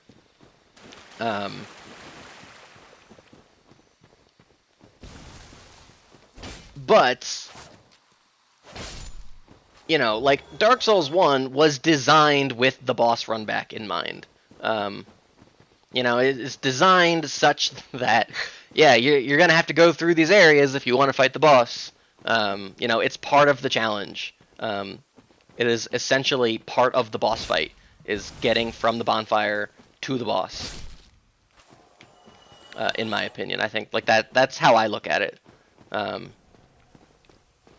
And it's you know, it's a part of it's, you know, it's like playing Rondo of Blood, I think, was a really rewarding experience. I know Snack has talked about before how like after he played Dark Souls, he was like, yeah, there's like a lot of Castlevania inspiration, like classic Castlevania, you know, in mind. And so, like, finally having played, you know, one of those kind of classic Vanias, I was, you know, really able to appreciate, like, yeah, like, the boss is tough, and then you die, and it's like, yeah, you gotta, you know, maybe you've got the checkpoint, you know, maybe it's right before it, or maybe you gotta do a couple of screens, but, like, it's part of the learning curve and the challenge.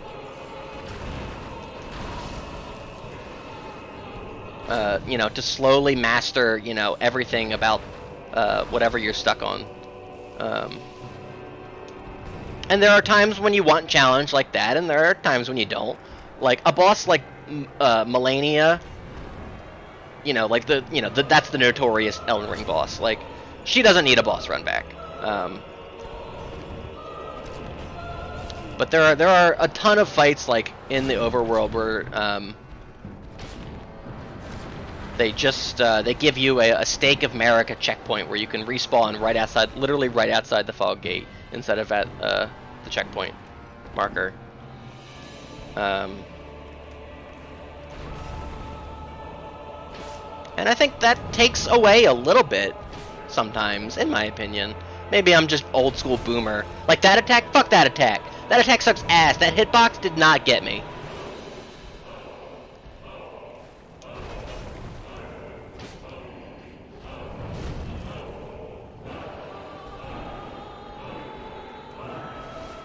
Anyway, lives in video games are fun.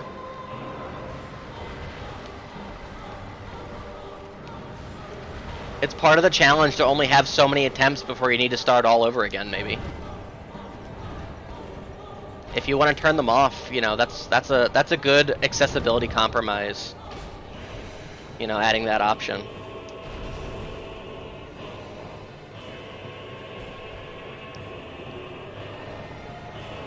Fuck! Jesus. Not being able to lock onto it is a little janky. Oh, fuck. I'm wondering if I have to kill that thing in time or not. I don't know, honestly. Some games don't need lives. Some games, lives are fun. Like Spyro the Dragon, that's a game that doesn't really need lives. Crash Bandicoot is a game that I think is enhanced by lives. Or maybe not enhanced, but lives complement the gameplay.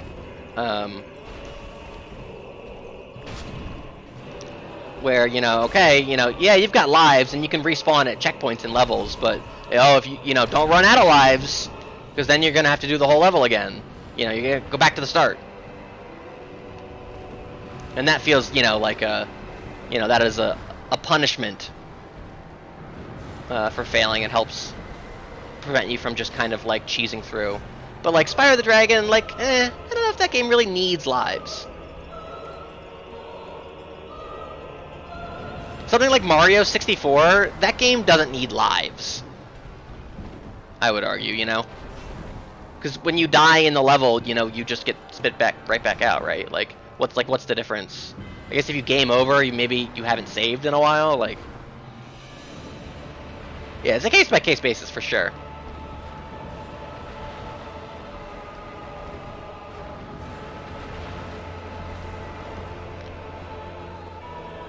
I think that, you know, there are lives in Mario 64 because, you know, I don't know, it's Mario, you know.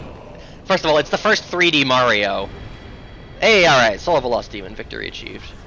It's the first 3D Mario, you know, they're following convention. Mario games have lives, so yeah, they're gonna put lives in the game. And then also, you know, it just provides an extra collectible, you know, to get. It's an extra way to, like, reward the player, like, for finding secrets or, you know, doing things.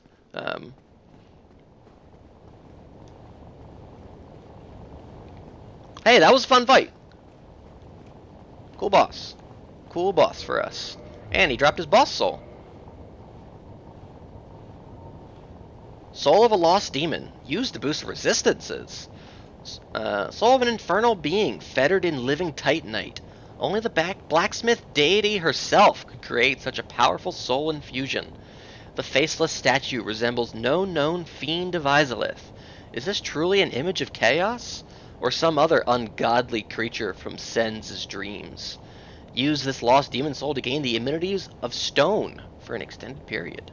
Interesting, interesting. Also, oh no! The homie! Oh, the Blessed Ember.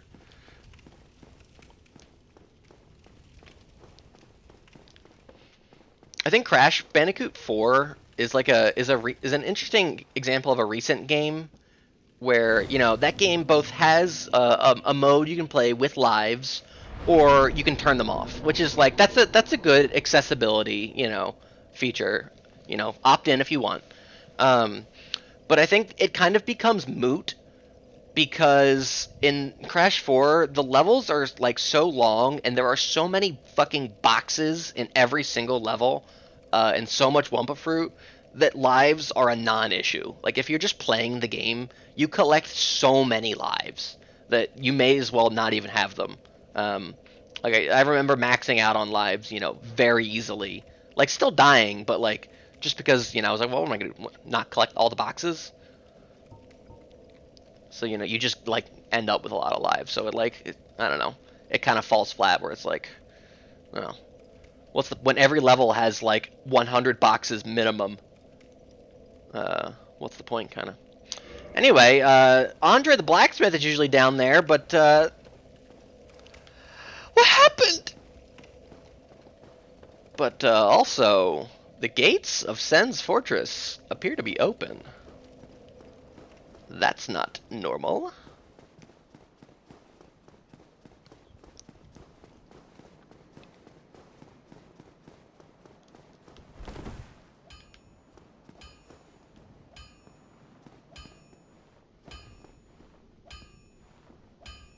the homie.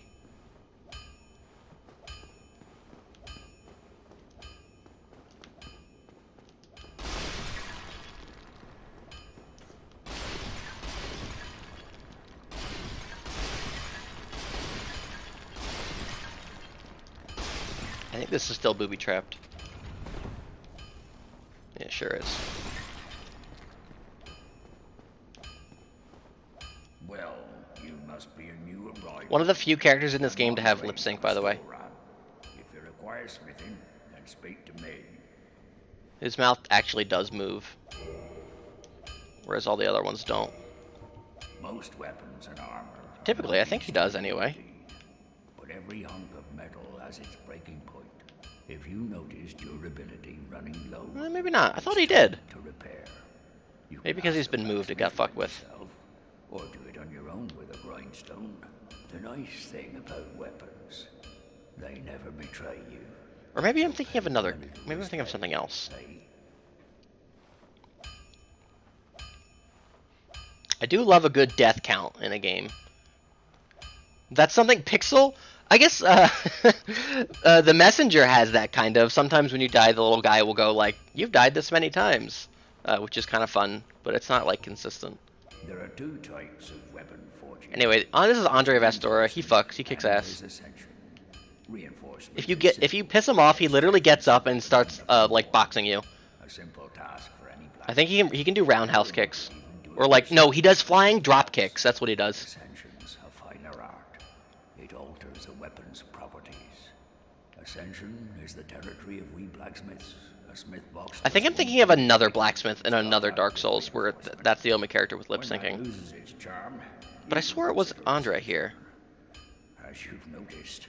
But I guess not. Land is flush with the mad and wicked. You won't make it through the night without employing my services. Through the night? Was this Bloodborne? You can forge armor. Just There's a place in Dark Souls 2 that tracks your deaths if you're playing offline, easier than forging weapons. Whether you forge which is weapons fun. or armor first, well, that's up to you. But nobody wants to see you go hollow. So whatever you do, you'd better do it well.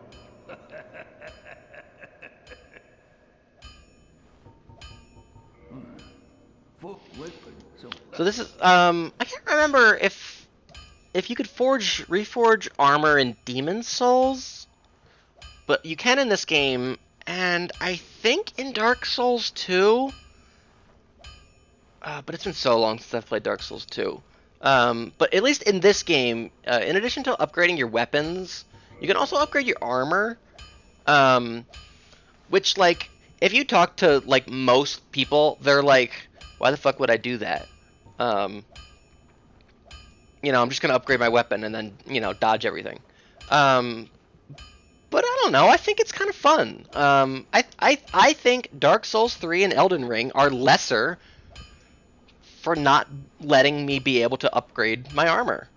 You know, like, physical defense up by, you know, 2.4. You know, I'll take it. You know, maybe that's a very minimal buff, but, like, a fully maxed out leather armor top, you know, is going to prevent more damage than a base one. I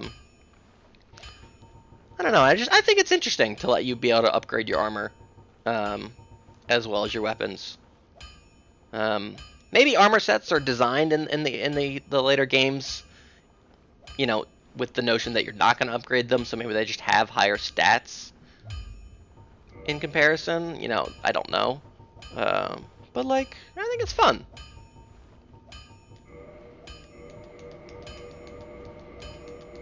Anyway, I need to, what you got? So he sells some Titanite shards. Repair box, definitely want to buy that so I can repair my own weapons at a bonfire, so I don't have to come back over to him every time. He's got a battle axe for sale, raw. Love me a battle axe. It's got a kite shield, classic shield. Some arrows. And some chain armor. And he's got 6 Titanite shards for us to buy, which we could use to upgrade weapons. Halberd could be a fun weapon to use. I'm not going to commit to, like, upgrading anything quite yet. even though I probably should. Don't get yourself killed. Neither of us want to see you go hollow. He's the best. Anyway, this is Sen's Fortress. It's open to us to explore.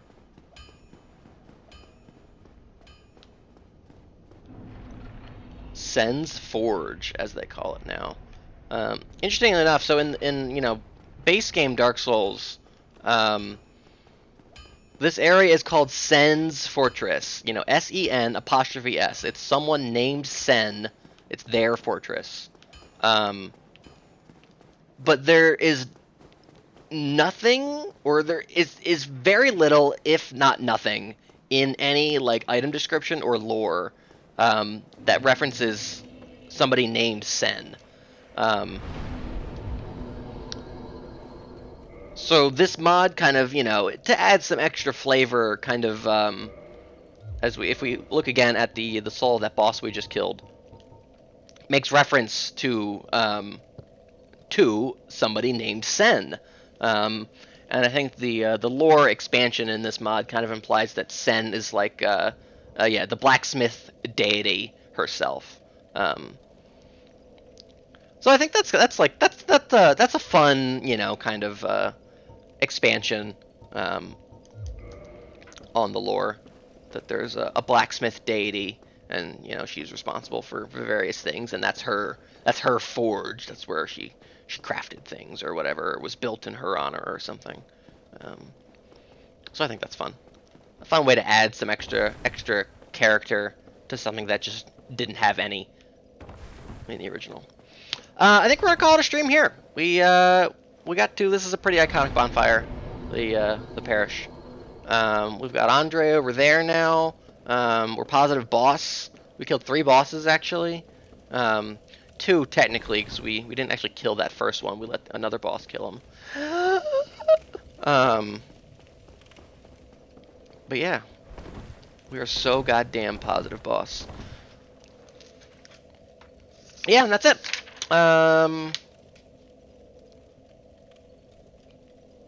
Yeah, I'm excited. Oblivion Nasty. We let Kingo name a character. What were we thinking? Hey, this was a lot of fun. I'm really excited. I love Dark Souls. One of my favorite games of all time. He got away with it. Here, let's practice our save quits. Fuck. There's like a weird delay. Like they don't want you to do it, so they added a delay.